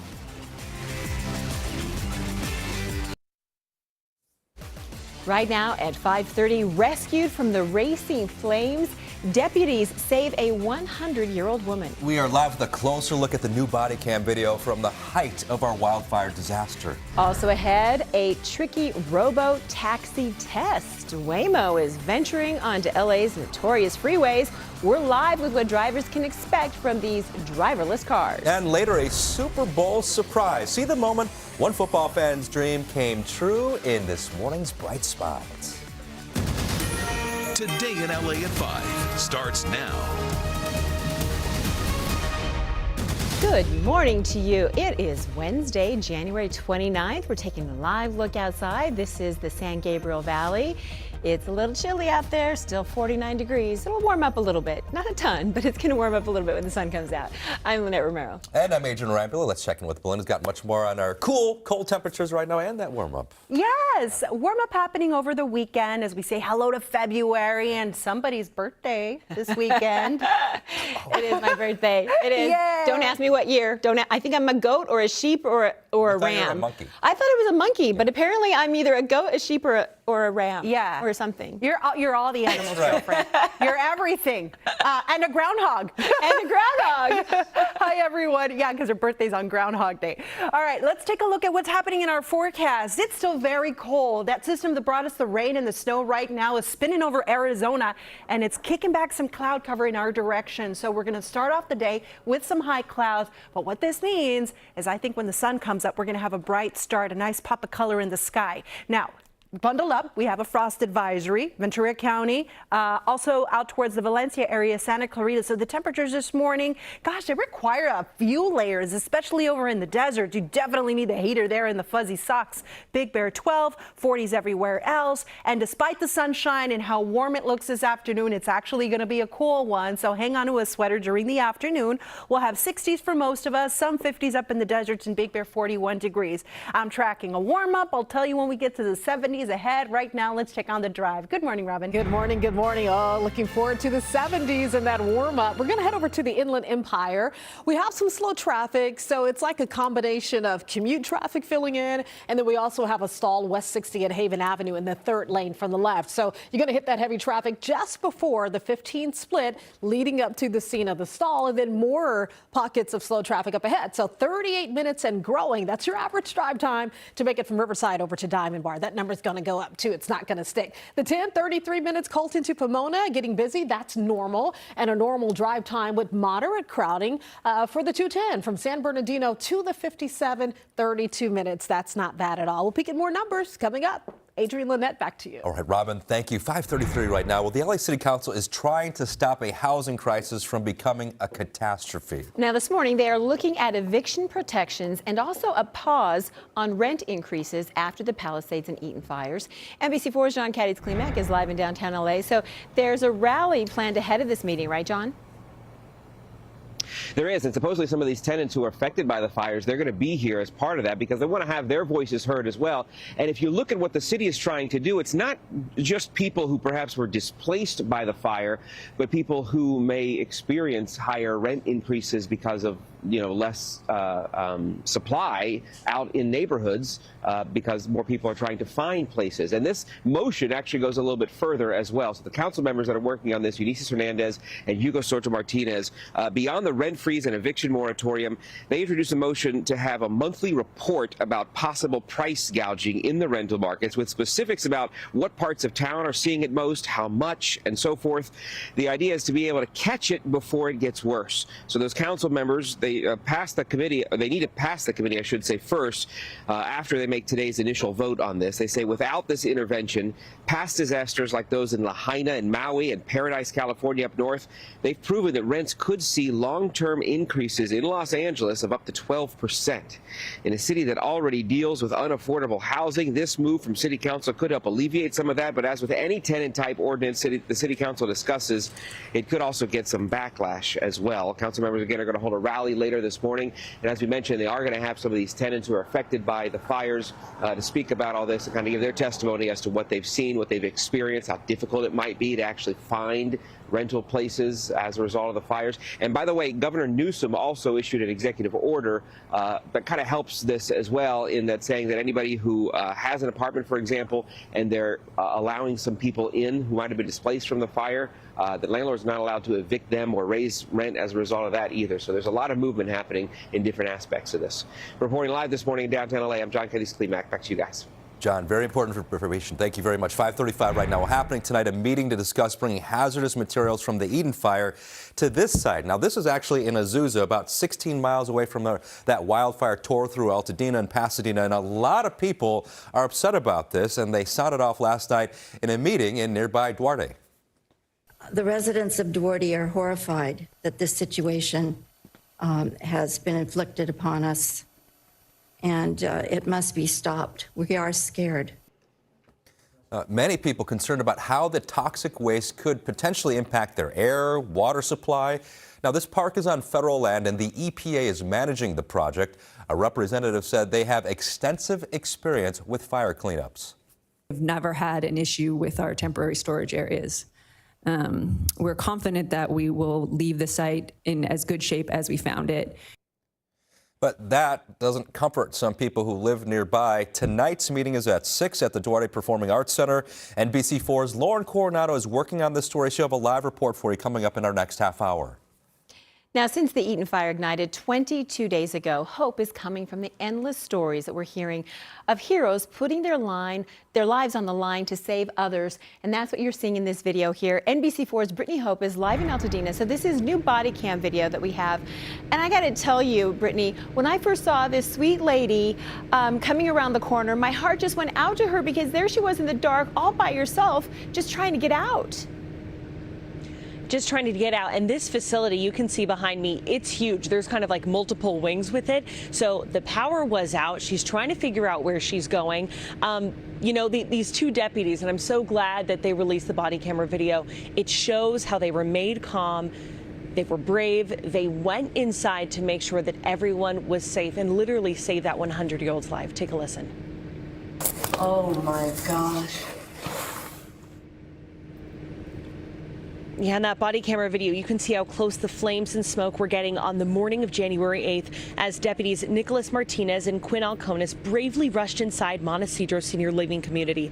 Power was out. Evacuations were ordered. The deputies had to use their flashlights and the natural light coming in from the windows, going door to door, making sure no one was left behind. And then that moment, yes, suddenly, through the darkness, they hear a voice, a 100-year-old woman.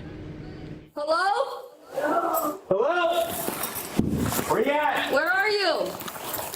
Oh, hi. Okay, perfect. Is there anyone else with you? No. Okay. Where were you at?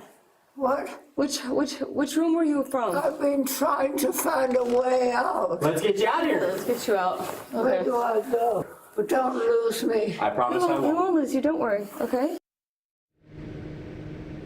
Those two deputies were her angels, but man, 100 years old, she was walking around trying to get out herself, so she is equally as amazing. The only reason she said they didn't hear them earlier is because her hearing aids were on the charger. She said she has a hard time hearing in her age.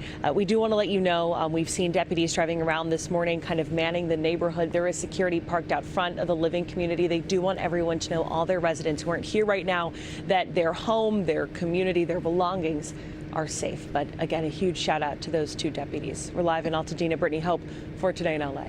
You know, I was also struck, Brittany, this whole story just got to me. But I was struck by how sweet they were to her. You know, well, hello, like he was so nice the way he talked to her, so not to scare her anymore, because she must have been really terrified.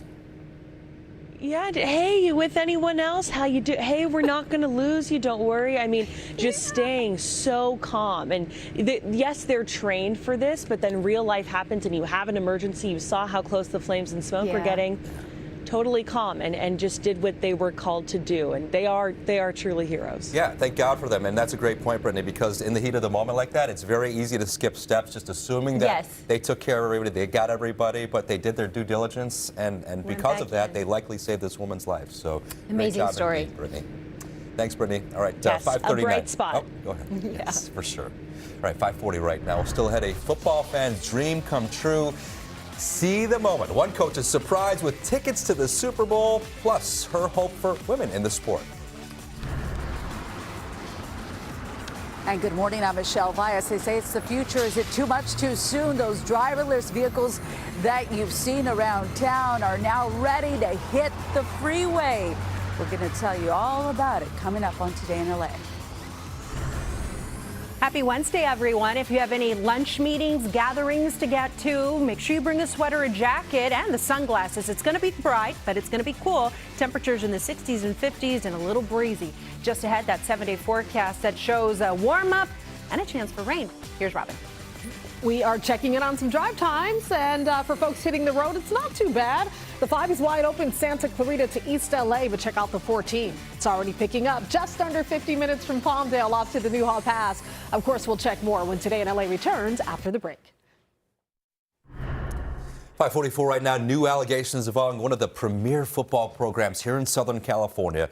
A new lawsuit claims the head coach for St. John Bosco High School in Bellflower, Jason Negro, embezzled money from the school for years and then paid the tuition of top players, with assistant coaches acting as anonymous donors. The lawsuit was filed in late December by 3 former school executives. They claim, 2 of them claim, that they were wrongfully terminated last year after making the discoveries. Negro has previously appeared on NBC4's sports show The Challenge. He sent us a statement saying the school is aware of the claims, adding in part, quote, an independent investigation has already been conducted and all the facts will come to light in court. The claim has been in the hands of our legal team and our school will defer all questions to them, end quote. Negro is still performing his normal duties as head coach. Well, Waymo's robo-taxis made their debut here in LA just 2 months ago, and at that time, the driverless cars would only take you on surface streets. But now the company is testing them out on the freeway. NBC4's Michelle Vyas is live in Santa Monica with more. So, Michelle, I've never been in a Waymo car before, but it looks like it's the way of the future. I'd be willing to do it. What about you? I'll do it with you. I think so. I mean, I'm pretty daring. You know, this is LA, and, you know, we're all trying to get somewhere, and that's why they want to get those driverless robo-taxis on the freeway. And we just saw another Waymo turn right here, hitting the 10, but it stayed on the frontage road. It did not hit the 10, but we do know that they've already been test driving around LA.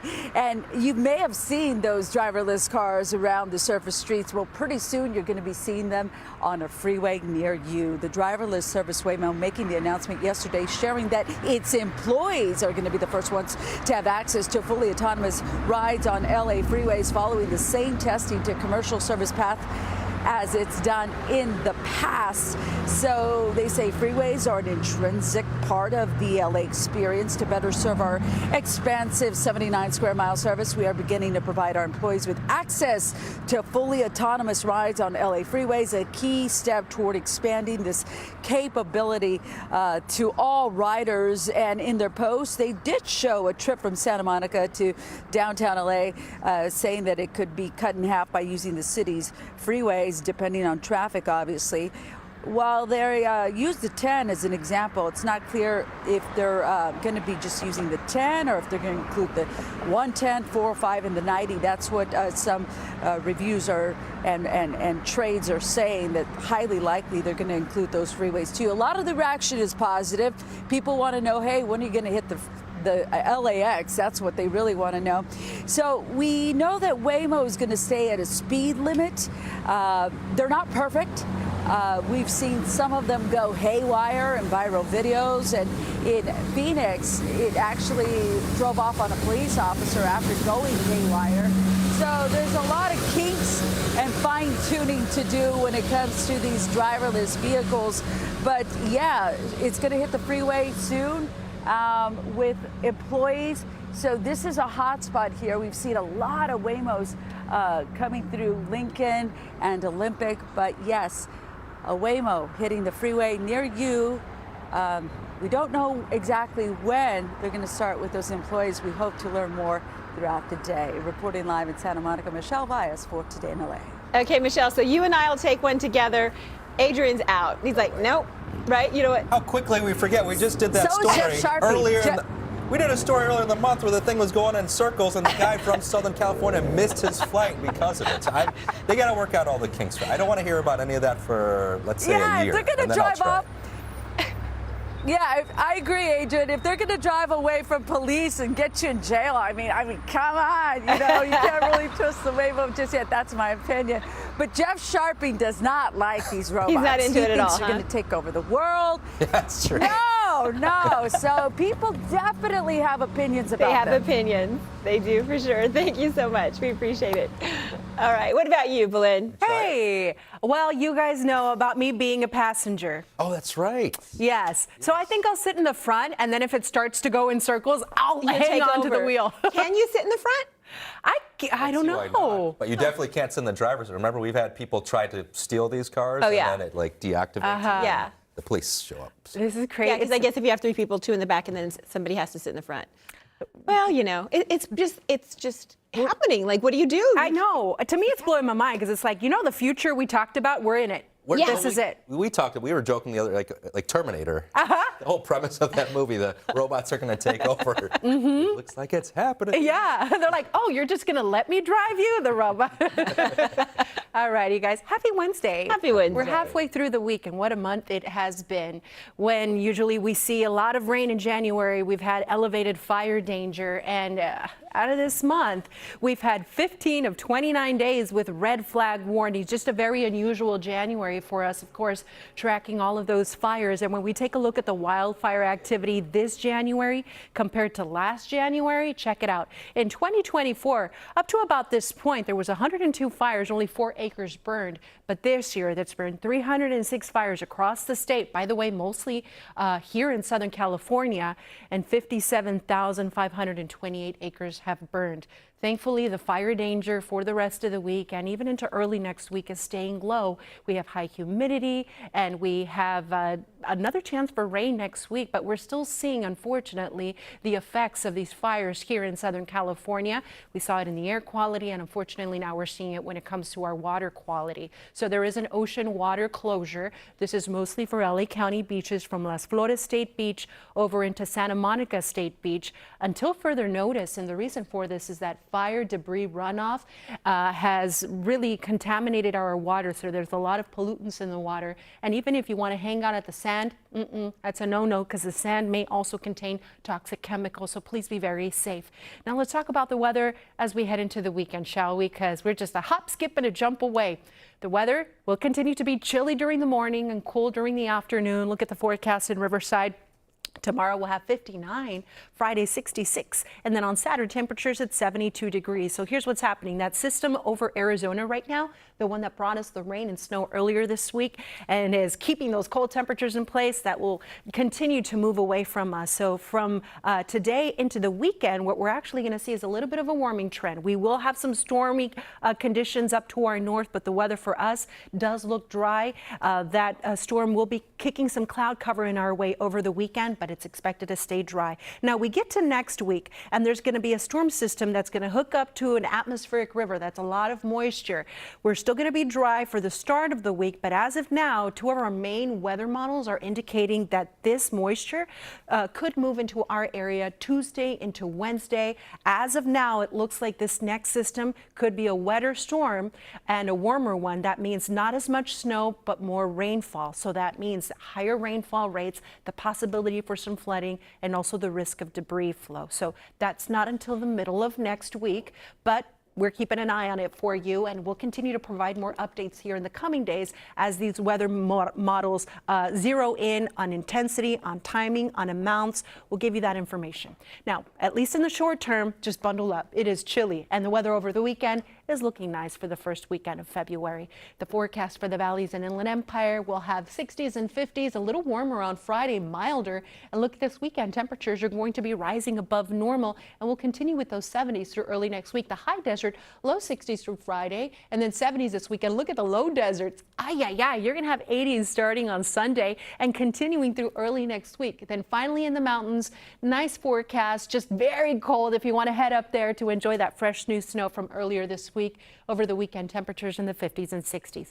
That's your forecast. Now let's ask Robin, what do you think about those Waymo taxis? I think I need way more time to think about this. It's going to be a minute before I feel, completely comfortable. But yeah, I'm an adventure enthusiast, so we'll just have to see. Give me a little time to think about that.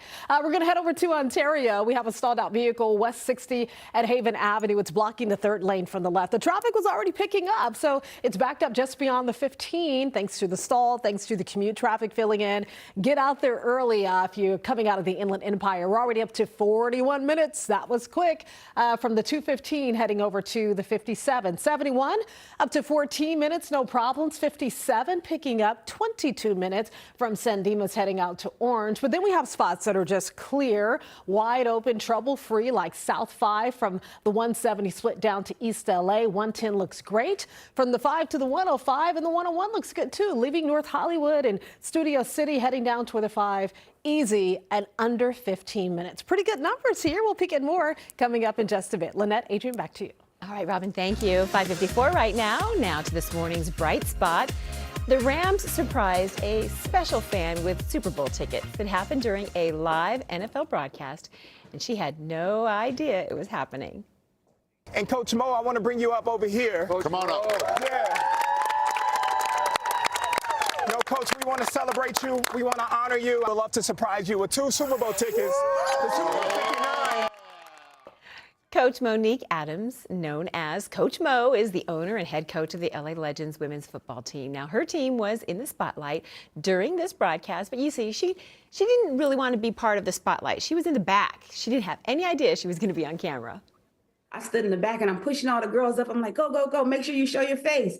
And then I seen Jonathan on the screen and he called my name. I was like, oh, snap. So it just really knocked the wind out of me. I was like, wow. So I was super excited. I couldn't believe it. I love that she says, oh, snap. She says she cannot wait to go to the Super Bowl. Coach Mo also told us she really wants a big spotlight on women's football. She's hoping more people will sign up for a team. You know what? We could all use a little more sunshine to start our day. We want you to share your good news with us. Be our bright spot. You can reach out to me directly on social media. Tag us, Today in LA Bright Spot. You can also email me at lynette.romero@nbcuni.com. 5:55 right now, new at 6 a.m. Imagine no more waiting to get those items locked behind glass. We're going to show you the new convenient way to get what you need without having to wait for an employee with a key. You're watching Today in LA. We'll be right back. Now at 6 a.m., fallout from the wildfires. Calls are growing louder to keep all of this toxic debris away from a park in the San Gabriel Valley. We are live with people's concerns and their fight, they say, to protect several communities from a potential environmental disaster. She was really scared though. She said there was a loud bang, so I'm assuming they used one of those things where they open the door. Chicago and New York were targeted first. Now preparations are underway for the next major Trump administration immigration crackdown. We're going to show you where the next ICE operation is expected to happen and what's on the line. This is Today in LA at 6. Good morning. It's Wednesday, January 29th, as we take this live look at Long Beach, a cool way to start the day. So don't forget to grab your jacket or sweater when you're heading out the door. Good morning, Tim. Thanks for joining us. I'm Adrian Arambulo. And I'm Lynette Romero. We're so happy you're with us here on this Wednesday morning. We're going to get right over to Belinda Leon to talk about this frost advisory. Yes, layer it up. Layer, layer, layer. Bring the beanie, bring the gloves, because it is cold this morning, amigos. We've got another frost advisory for parts of Ventura County, the Santa Clarita area, Valencia. So the temperatures here are starting off near freezing. It's even colder up in the deserts. 27 in Lancaster, Victorville 30, Big Bear 12, 40s and 30s in the Inland Empire. Yep, it's feeling like January and like winter. And even though we'll see the sunshine during the afternoon, it will continue to be cool. Highs only in the 60s and 50s. And I'm taking another look at this Long Beach camera. I'll show you why. We're on sunrise watch. We've got the same system that's bringing these cold temperatures, also kicking some high cloud cover in our direction. So this camera is pointing out towards the east as the sun comes up. I think it's going to turn the sky alive. So here's your weather for this Wednesday. Temperatures are expected to be cool in the 60s. Just ahead, that 7-day forecast, I'm tracking a warm up when we get into the 70s and that next chance for rain. Here's Robin with traffic. Looking forward to the 70s. Okay, we're going to check in on the traffic.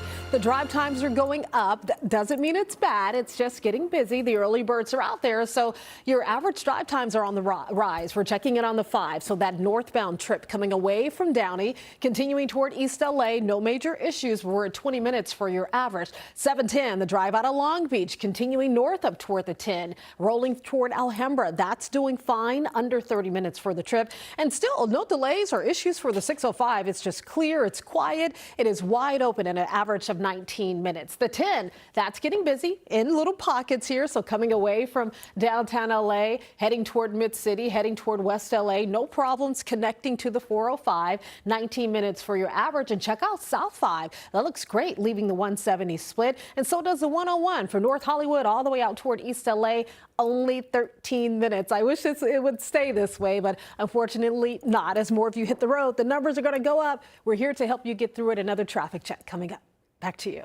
Robin, thank you. 6:01 right now. We've been telling you about plans to bring toxic waste from the Eden fire here, this site in Azusa, and it's not particularly close to Pasadena or Altadena. Now, but people who live nearby this area, they're really worried. They say they don't believe that it's safe. Now, they're going to talk about that tonight during a town hall meeting. NBC4's Lauren Coronado is live in Azusa with this growing concern. And then also, Lauren, tell us about what the government is saying. Lynette, Adrian, good morning. This is a layered issue. First of all, you mentioned that this isn't particularly close to Altadena, right? The Eden fire burned about 16 miles from where we're at right now. And when we talk about this site that so many people are concerned with, within the half hour, we've really started to see activity pick up in the area. We've seen local vehicles here. We've also seen federal vehicles. You might even see some heavy equipment in there. I know it's dark right now. 2,600 people have signed a petition opposing the plan. Locals say they're upset they weren't notified before this location was chosen. It's pretty sad. We don't matter. That's what it feels like. A lot of frustration and concerns from locals at the Duarte City Council chambers last night, concerned over toxic exposure, the possibility of it, and upset the EPA selected the Lario staging area, a park on federal land off Foothill Boulevard here in Azusa, to process hazardous waste collected from the Eden fire, which sparked, like I said, about 16 miles from here. Materials like paint, household cleaners, propane tanks, and lithium batteries from electric vehicles. Those are the items they're processing. It's phase 1 of 2 of debris removal before homeowners can even begin the rebuilding process. The reason that we chose this area is because of the speed that we were asked to move as an emergency response. This was the closest available area that was appropriate for use, essentially large enough with the ability to get our trucks to it. We're already starting to see some of those trucks arriving. Now, the EPA has a hotline available for those with questions. The number is on your screen, 833-798-7372. A spokesperson for the agency says they have extensive experience with fire cleanup. They say waste will be properly packaged, stored, and will never be released into the environment or even touch the ground. Back out here live as you're starting to see some of the activity pick up here. We're starting to see more vehicles arrive. The conversation will certainly continue at 6 o'clock tonight at a town hall meeting with the EPA. It's happening at the Duarte Performing Arts Center for the communities of Duarte, Irwindale, Azusa, and Baldwin Park. Still a lot of concerns here, still a lot of questions. We have a lot of answers, though, on our website, NBCLA.com, that you can check out to find out more information. Of course, we are updating that as new developments arise. Reporting live, I'm Lauren Coronado for Today in LA. All right, Lauren, thank you for that update. Well, we have learned the LA Department of Water and Power is bringing in an independent engineer to determine if this empty reservoir might have played a role in the water system failure during the Palisades fire. Now, many firefighters reported hydrants and low water pressure while battling the flames. The Santa Ynez Reservoir, located above the Palisades, it was drained last year after a tear was found in its protective cover. But during a meeting yesterday, the LADWP's Assistant General Manager revealed that the repair work never actually started. Even if the repairs to the Santa Ynez Reservoir have been completed before the fire, it is unclear whether or not additional water would have made much of a difference. Now, Collins explained that the lack of water pressure in the system may have been a bigger factor than the actual water supply.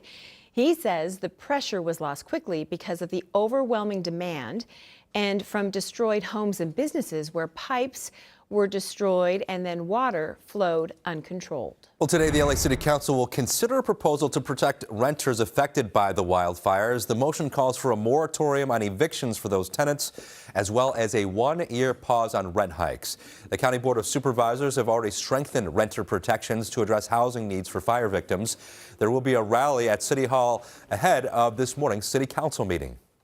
The Trump administration is ramping up its mass deportation plan. Now, we have seen operations here in LA as well as in Chicago and New York. 3 officials said federal authorities are planning one in Aurora, Colorado. That's expected to happen sometime tomorrow. Buckley Space Force Base will be used as a holding facility. Nationwide, ICE agents have been told to arrest 1,200 to 1,500 people a day. Under the Biden administration, agents arrested about 280 people a day. Well, President Trump is making more changes to the federal government, though one of them is on hold for now, the effort to pause payments on federal aid. A judge temporarily halted that and scheduled a hearing for next week. There's a lot of confusion about which programs would be impacted. Here's California's Attorney General. The ambiguity, the lack of precision is by design, and they could have been very precise about what was included and what was not. The White House said this would not impact payments made to individuals, including Medicare and Social Security. And the Trump administration is offering roughly 2 million federal workers the option to accept buyouts if they resign by next week. Now, those who accept the offer will receive pay and benefits through September. The White House expects 5 to 10% of federal employees to take the buyout.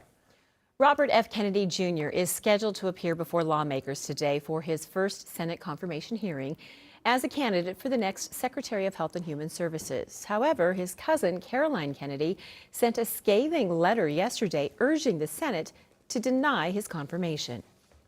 No surprise that he keeps birds of prey as pets, because Bobby himself is a predator. Caroline went on to say that he could be potentially dangerous to the nation's public health. Kennedy is expected to be questioned today about his views on vaccines and abortion, as well as any potential conflicts of interest. He did not comment on his cousin's letter. 6:08 right now. Coming up, the billion-dollar lottery lawsuit. Why one woman says a winning Powerball ticket sold in LA is rightfully hers.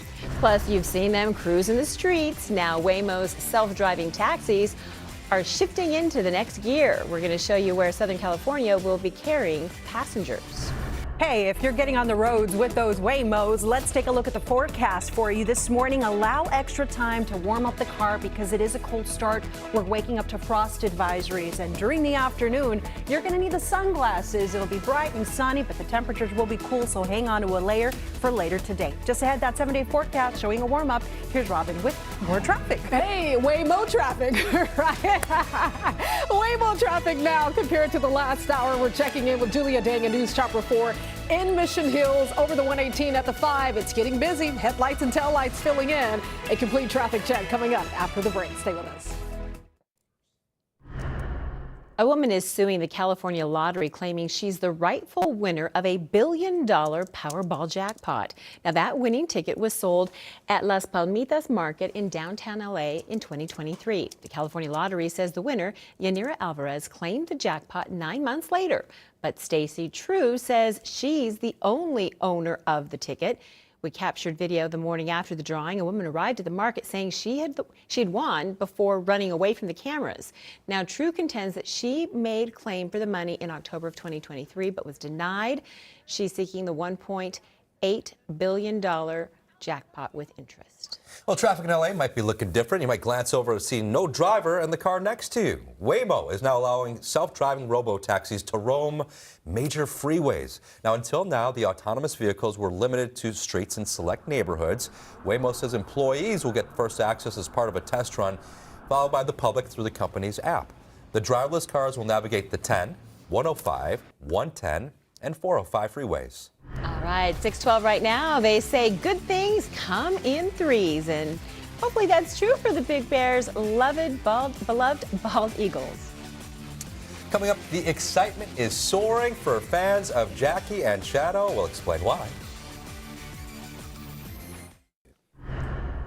6:13 right now as we take this live look over the San Gabriel Valley. A beautiful shot right now. God bless you again. Yes, it is a beautiful shot. And it's 6:14 right now. Good to go? I'm Feel sneezing. okay? I'm sneezing because it's so cold. I would give you a Kleenex. It's okay. It's so chilly out there. I'm sneezing. So it is frosty up there in Big Bear, but it is getting nice and cozy at our beloved eagle's nest. Maybe I'm allergic to eagles. No. No, I'm just kidding. Okay, Jackie laid her third egg yesterday. So this is live, right? This is the live nest cam, courtesy of Friends of Big Bear Valley. It's chilly up there. Look how still she is. We're not sure. That's either Jackie or Shadow. We're not sure, one of them. So Jackie's eggs were laid 3 days apart from each other. So the power of three, they lay their eggs between 3 and 5 days. She laid eggs on the third day, and we're just going to watch for the next fingers crossed. Hopefully month. we see some babies. Some babies right around, sometime in February, yeah. I think February or so. Oh, I guess we're going to take a closer look. Okay. Here's a closer look at the 3 eggs, because you got to see them, right? We're going to count them. 1, 2, 3. There they are. We said they usually lay their eggs between 3 and 5 days, and Jackie also laid 3 eggs last year. We kept a close watch. They're good. So Jackie takes turns with Shadow, and they keep the eggs nice and warm and toasty. No. Make sure they're okay. See, you were wondering if they could cover all 3 of them. They're very good at that. Look at that. That's how she does it, or he does it. Thank you. Yes, I can see that. Yes, thank you very much. What do you think, Belinda? I think cold up there for them. It is, but you know what? It is warm because it is the love nest. Yes, 3 babies. Way to go, guys. All right, they got to stay warm for a few more days because that cold is lingering. That means we have chilly morning temperatures and cool afternoons, so just hang on to those layers. Now, the weather does get warmer as we head into the weekend, and next week, another change in our forecast. For the good, we're looking at another chance for rain. We need it so very bad. The storm system that brought us the rain and snow earlier this week and even on Sunday, it has been very slow to move away. Right now, it's bringing some wintry weather over into Arizona, and we're in the western fringe of this. So this is kicking some cloud cover in our direction and also keeping the cold temperatures in place. So satellite and radar is showing that cloud cover over in the Inland Empire and for portions of LA and Orange County. So we're looking at the sunrise this morning. I think it could be a nice one for us. Now, look at the numbers, 20s, 30s. degrees. Over in the deserts, it is freezing. Remember, the freezing mark is 32 degrees. We are well below that. Over in Big Bear, 12 degrees. Bundle up, Jackie and Shadow. 40s and 30s in the Inland Empire and 40s everywhere else. So we're starting off with a few layers, and gradually as the day goes on, we're going to get rid of a few of those layers, but hang on to some because it's still a cool day. 50s and 60s in the deserts, 40s in the mountains. The Inland Empire will have temperatures in the 60s and 50s. We're going to go from the clouds to sunshine over in Orange County, low 60s inland, 50s at the coast. So it's finally feeling like January and winter. There you see those 60s from Ventura County into the San Fernando Valley. And here's your day in LA. Let's make it a great one. Put on the sunscreen and bring the sunglasses with you. You will need them later. Now look at the trend in Burbank, for example, where we have the cool weather sticking around through tomorrow, and then on Friday, still below normal, but you notice the numbers start to go up, and then they keep going up over the weekend through early next week, and then on Tuesday they come back down again. Here's a reason why. Right now, 2 of our weather models, which are the ones that forecast way into the future, are coming into better agreement that we could have a chance for some rain next week, and that system, it's looking a little wetter. So that heavier rainfall means higher rainfall rates and a possibility for some flooding and, yes, some debris flow. Now, it is looking like a warmer system. That means not expecting as much snow, more rain. But because we're still so far out, the intensity, the duration, still uncertain. So as we get closer to that rain event, all these details are going to be falling into place, and the team is going to stay on top of it to bring you guys all of the updates. So stay connected with us, whether it be here on air or on social or our streaming channel. You know where to find us. We're here for you. 7-day forecast showing some quiet conditions for the rest of the week, and thankfully that fire danger stays low. The weather over the weekend, the first weekend of February, does get mild, especially for the base in Orange County, the coast, with numbers in the upper 60s and even low 70s, and the dry conditions continue through next week. Now the valleys, the Inland Empire, will have that cool feel. Friday gets a little milder. Over the weekend, 70s. Now we'll have some mild temperatures, but some high clouds because of a storm that will be up to our north. High desert, low desert. Look at this weekend warm up. We may even see some 80s in the low desert if you have plans to head over to Palm Springs, and the weather much quieter, calmer, drier for the mountains if you want to head up there and check out some of the new snow that we got earlier this week. We'll be in the 50s and 60s this weekend. That's your forecast. Everyone have a great day. Here's Robin. Good morning. We're going to check in with Julia Dang in News Chopper 4. We're taking a peek at the drive near the 101, 170, 134 split. Good morning. How's it looking out there? Hey, good morning, Robin. Well, that depends entirely on which freeway you're on. It's looking okay on the 134 right now in both directions, but it is heavy on the southbound 170 and the southbound 101. It is that time of day. Fortunately, we're not seeing any crashes, any closures. You probably don't need an alternate, but just give yourself a little bit more time again on the southbound 170 and southbound 101. Back to you.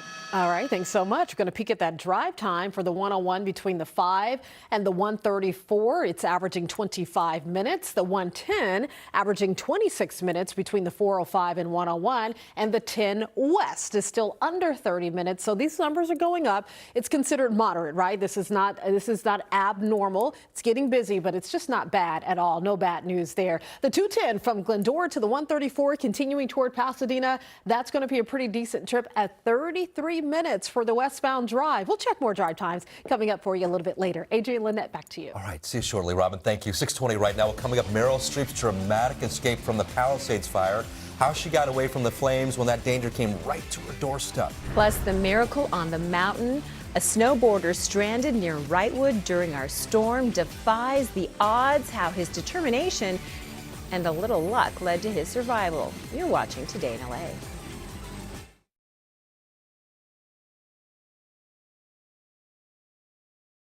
Has been found. You are looking at the video right there as the rescuers, the sheriff's deputies, pull the man to safety.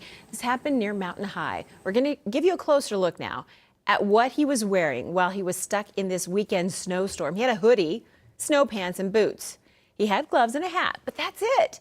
Now, the sheriff's department says he had to move around a lot, trying not to freeze. And when they found him, they said he was actually in pretty good spirits. Yeah, big smile there. All right, 6:24 right now. New allegations targeting one of the premier football programs here in Southern California. A new lawsuit claims the head coach for St. John Bosco High School in Bellflower, Jason Negro, embezzled money from the school for years and then paid the tuition of top players, with assistant coaches acting as anonymous donors. The lawsuit was filed in late December by 3 former school executives, administrators. 2 of them claim they were wrongfully terminated last year after making the discoveries. Negro has appeared on NBC4's sports show The Challenge. He sent us this statement saying the school is aware of these claims, adding, an independent investigation has already been conducted and all the facts will come to light in court. The claim has been in the hands of our legal team and our school will defer all questions to them. Negro has continued to perform his normal duties as head coach. Time now for Hollywood Buzz. Meryl Streep may be considered the GOAT of acting, but she can also add superhero to her credentials. So during the wildfires earlier this month, the actress found herself trapped by a tree that fell in her driveway, so she couldn't drive out.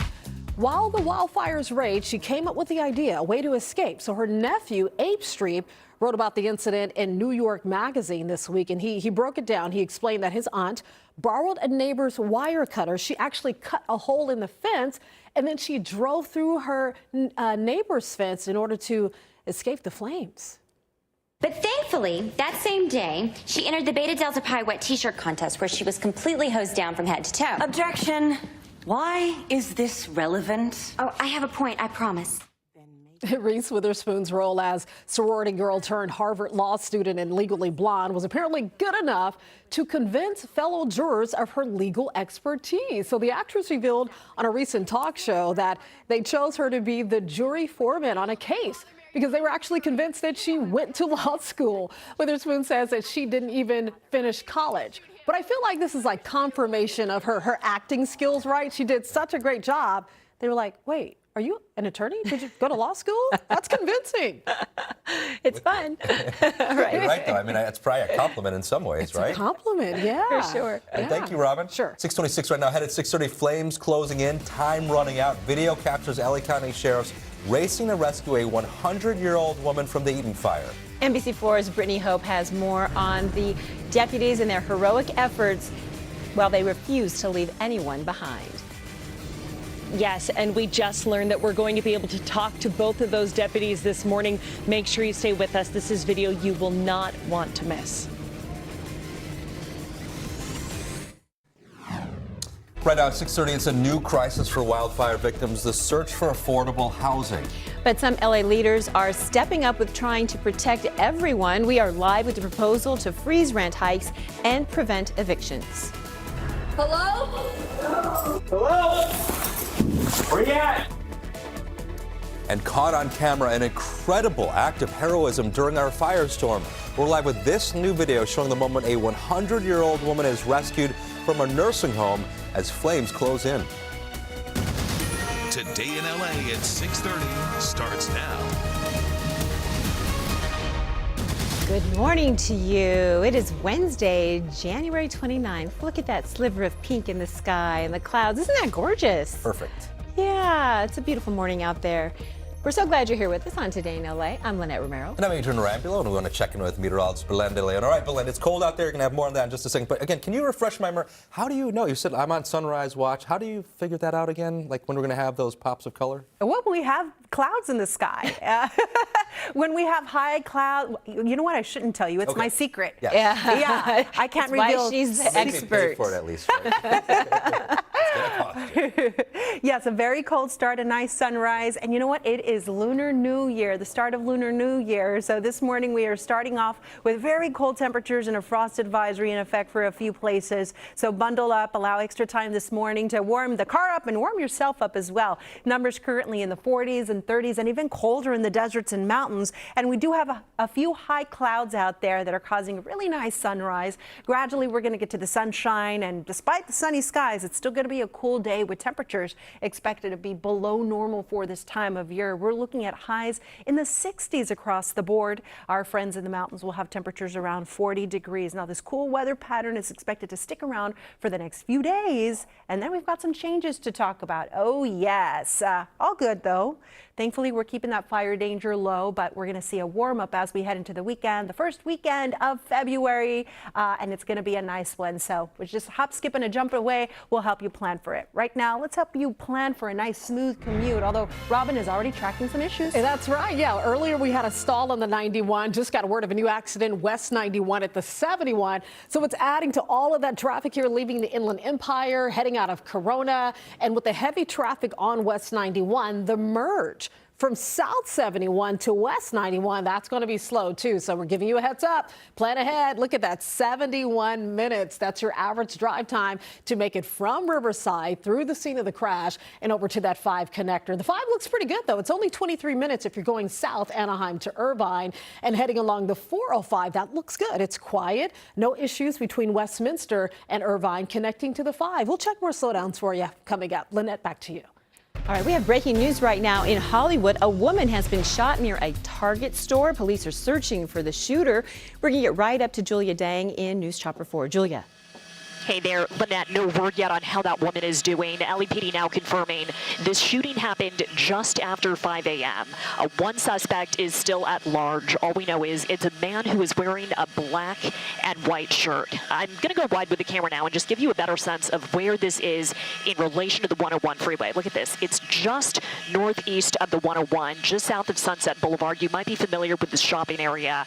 There's a Target here. There's a Foot Locker. Looks to me like this happened right where this area is taped off. This is going to be North St. Andrews Place. Again, one woman shot just after 5 a.m.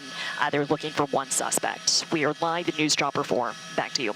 All right, Julia, thank you for that. Now, from a housing crisis to a catastrophe, that is exactly what some members of the LA City Council say they're trying to avoid, as now thousands of fire victims scramble to try to find a place to live. NBC4's John Kenny's Climac live in downtown LA with the proposals that are going to be considered today. John?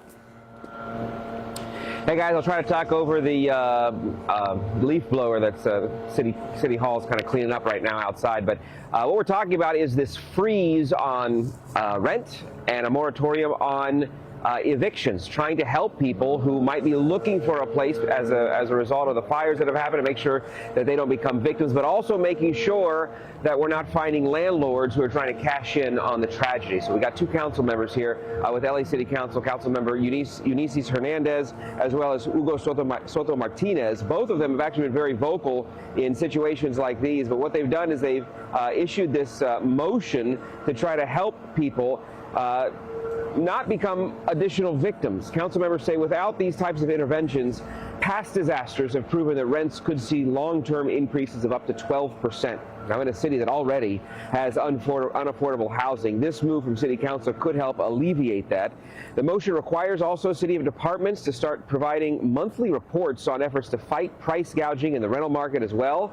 And a rally outside City Hall this morning will attempt to drum up support for this. But as we know, with any tenant-type ordinance the City Council discusses, it could come with some backlash as well. Council members are going to vote on the measure at the meeting today. Then it goes to the Housing and Homeless Committee. Once it passes that committee, then it comes back to City Council. This could just still be another couple weeks before this actually goes into effect, if it all passes. Reporting live this morning in downtown LA at City Hall, I'm John Kenny's Climac today in LA.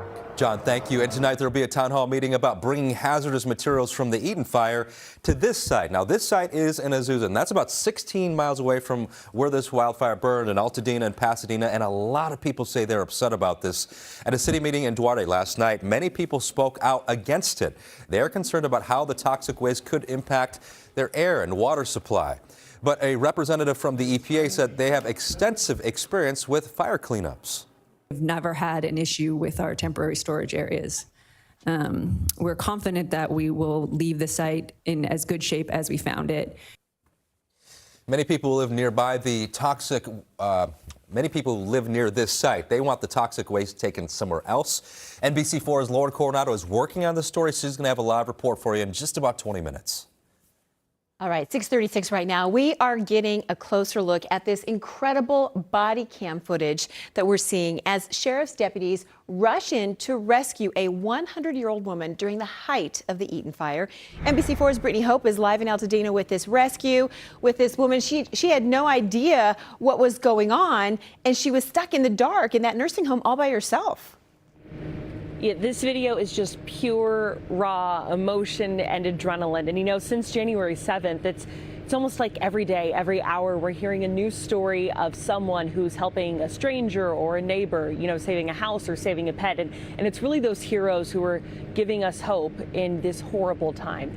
And yes, this new body camera video, it shows two deputies who are so brave. They race inside to make sure that everyone is evacuated. Take a look. Sheriff's Department, anybody inside? Hello? Anyone inside? The Sheriff's Department released this body camera video worn by deputies Nicholas Martinez and Quinn Alconis. This was from the early morning hours the day after the Eaton fire ignited. Power was out. Evacuations were ordered. You can see the deputies had to use their flashlights and some of the natural light coming in from the windows, going door to door at the Monte Cerdo Senior Living Community as flames got closer and closer. Then suddenly, through the darkness, they hear a little voice, a 100-year-old woman. Hello? Hello? Where you at? Where are you? Oh, hi. Okay, perfect. Is there anyone else with you? No. Okay. Where were you at?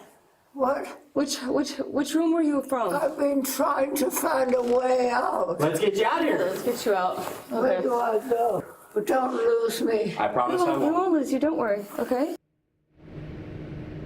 Oh, every time you just hear how sweet the deputies are, how grateful she is to see someone. You know, she told us, or she said on that video, that her hearing aids were charging. That's why she didn't hear anything. You know, she's 100 years old, but still getting around herself.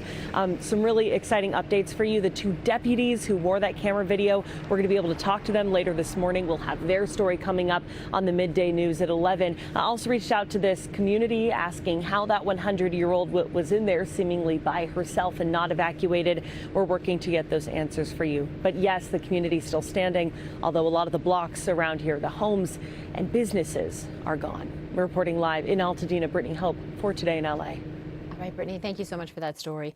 Well, today kicks off the celebration of Lunar New Year. Many Chinese, Vietnamese, and Korean communities across Southern California are celebrating with food, family gatherings, and festivities. 2025 is the year of the snake in the Chinese zodiac calendar. Now, snakes are known for wisdom, charm, and elegance. There are Lunar New Year celebrations planned today on the Queen Mary in Long Beach, at the Nixon Library in Orange County, and at Santa Monica Place. All right, 6:39 right now. Coming up, no hands on the wheel, no feet on the, you know what? No driver. Driverless. That's right. NBC4's Michelle Baez is live in Santa Monica, where Waymo's self-driving taxis are taking autonomy to the next level. Yes, that's right. 2 months after going public, they say they're ready to hit the freeway. Is it too much too soon? Well, the future is here, and Waymo's competition is right on its tail. More on who will be the first ones to try out the freeway rides coming up. And no more waiting to get those items locked behind the glass. We're going to show you the new convenient way to get what you need without searching for an employee with a key.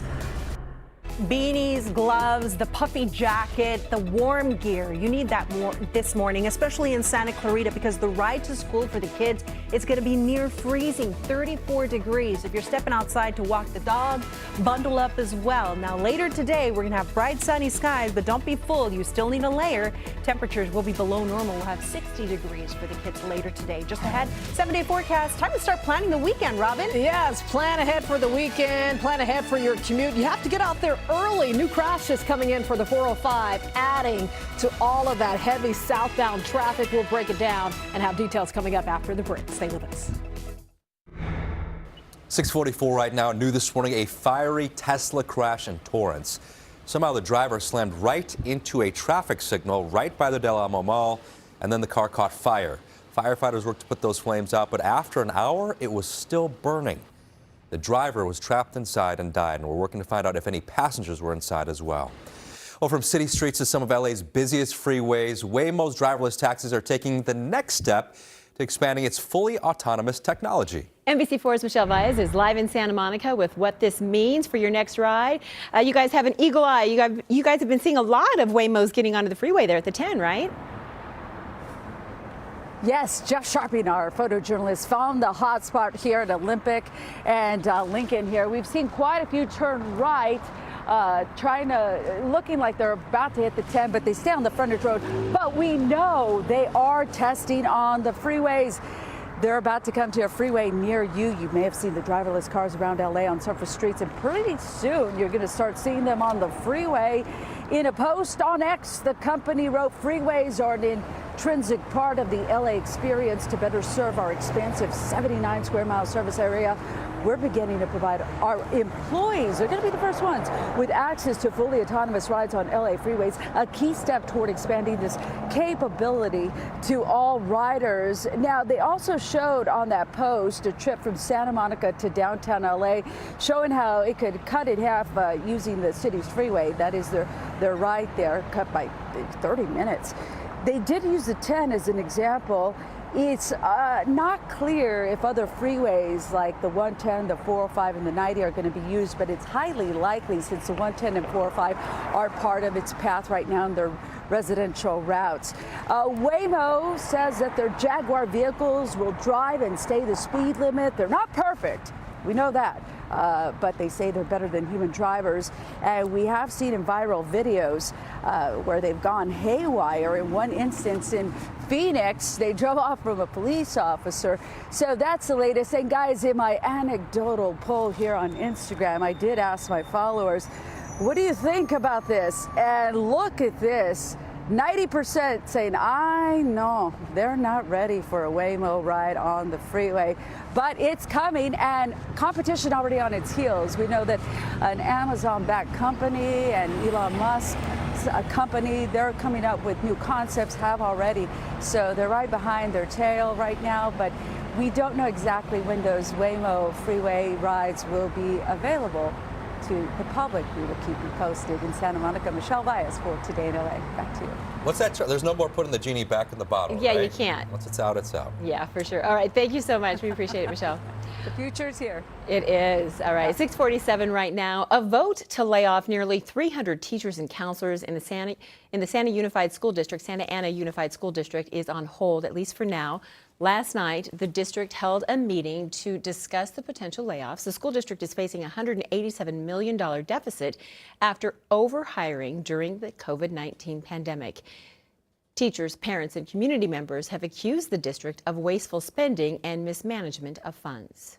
You should be ashamed of all of the wasteful spending and all of the irresponsible decision-making that you've been making, that I have sat here and listened to. You knew what you were doing. This is not the kind of leadership that Santa Ana teachers and students deserve. The district says the proposed layoffs and cuts would save the district $150 million next year. A vote is now scheduled for this Friday. Right, 6:48 right now. Many of us have found ourselves in this position. You run into a store to try to grab something quick, and then you're greeted by that locked anti-theft case, and then you have to try to find an employee with a key. Hit that button, you got to wait and wait and wait. Well, now CVS has an app for it, apparently. The company testing out a feature under its CVS Health app that allows you to unlock the cases using Bluetooth technology. For now, it is only available in 3 stores, and those are in New York City, but soon we're told it'll be available at more than a dozen locations. Okay, so firefighters have been incredibly busy, right, battling all the wildfires, but there's one crew in Riverside County. They came to the rescue in a very different way. They delivered a baby girl on the freeway. The baby's mom went into labor on the side of the freeway on Highway 74 in Lake Elsinore.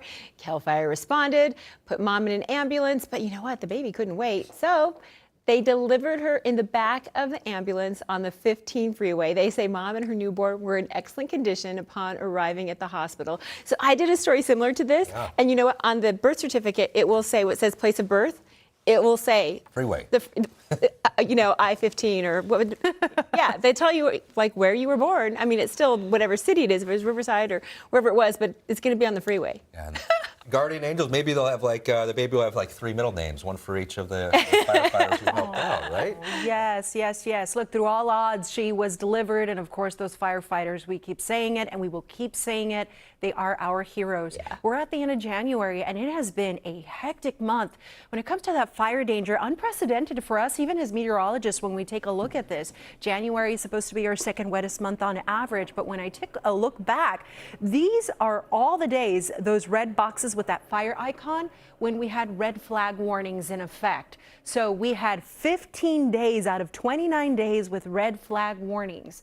And it was an unprecedented fire season so far this month. When we compare it to last year, 2024, in January, there were 113 fires across the state with only 6 acres burned. But this year, there have been 312 fires with more than 57,000 acres burned. This is through January 28th, according to CAL FIRE. Well, we're still seeing, unfortunately, the result from all of these fires in our area. We saw it in the form of air quality. Now we're seeing it in the form of water quality, because after the storm that we had, all of that runoff took all of that ash and, unfortunately, toxic chemicals out towards the water. So there is a water closure along our coast until further notice. This is from the fire debris runoff and pollutants in the water from Las Flores State Beach all the way over into Santa Monica State Beach. And if you are maybe planning to take a stroll across the sand, that is a no-no, because the sand may also contain some toxic chemicals. So here's what I'm tracking for you, amigos. Through the end of the week, we're going to continue to see these chilly mornings, these cool afternoons. Thankfully, that fire danger is staying low because of this onshore flow and that higher humidity. As we head into the weekend, the weather is going to be drying out and we'll have some warmer temperatures. We're going to go from below normal highs to above normal highs. Not there yet. You got to bundle up and bring several layers and allow extra time to warm up the car. 20s and 30s right now in the deserts, 40s and 30s in the Inland Empire. Big Bear says, move over. I've got 12 degrees. 40s everywhere else. So it's a chilly morning, and hang on to a layer during the afternoon because highs are going to be in the 60s. We'll have plenty of sunshine. So overall, it's going to be a nice January day. Now, the weather is going to warm up as we head into the weekend. Check this out. In Riverside, tomorrow, still a cold one, 59. Friday, we start going up a little bit, 66. And then on Saturday, 72 degrees as we say hello to February. So that first weekend of February is looking like a nice one, a milder one. So here's what's happening with our weather models.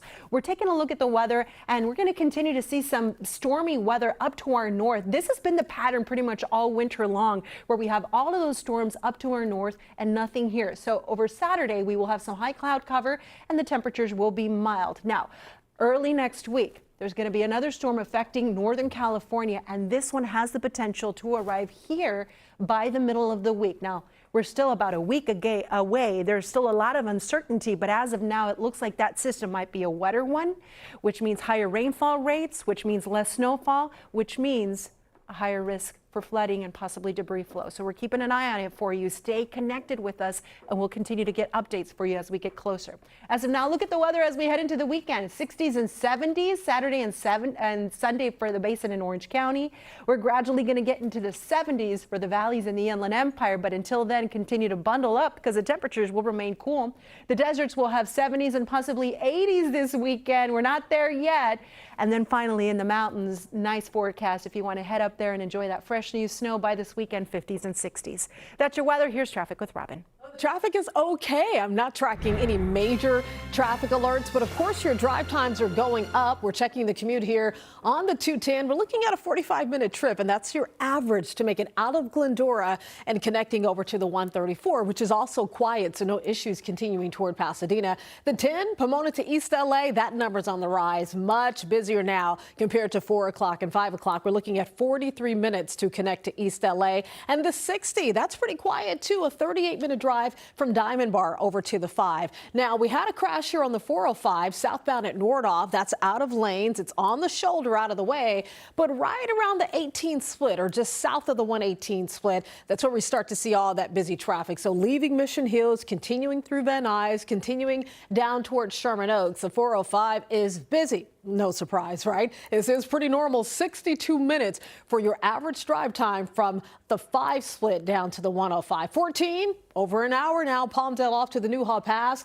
and the 5 is filling in about a 45-minute trip. So leave early from Santa Clarita down to East LA. Today in LA returns after the break. Stay with us. 6:57 right now. Happening tonight, a town hall meeting about plans to bring toxic waste from the Eaton fire to this site in Azusa. And people who live nearby say this is the wrong place for this massive project. NBC4's Lauren Coronado live in Azusa with how the federal government is responding to these concerns. Lauren. Lynette, Adrian, good morning. A town hall meeting is expected tonight. There was already a council meeting yesterday in Duarte. A lot of people concerned. This is the site in question here in Azusa. You can already see a lot of activity happening right now, but a lot of frustration from locals at the Duarte City Council chambers last night, concerned over toxic exposure and upset the EPA selected the Lario staging area where we're at right now, a park on federal land off Foothill Boulevard here in Azusa, to process hazardous waste collected from the Eaton fire. Materials like paint, household cleaners, propane tanks, and lithium batteries. An EPA spokesperson says this was the closest available spot and large enough, adding they have extensive experience with fire cleanup. The waste will be properly packaged, stored, and will never be released into the environment or touch the ground. The conversation will continue tonight at 6 o'clock at a town hall meeting with the EPA. It's happening at the Duarte Performing Arts Center for all of those neighboring communities impacted. Reporting live in Azusa, I'm Lauren Coronado for Today in LA.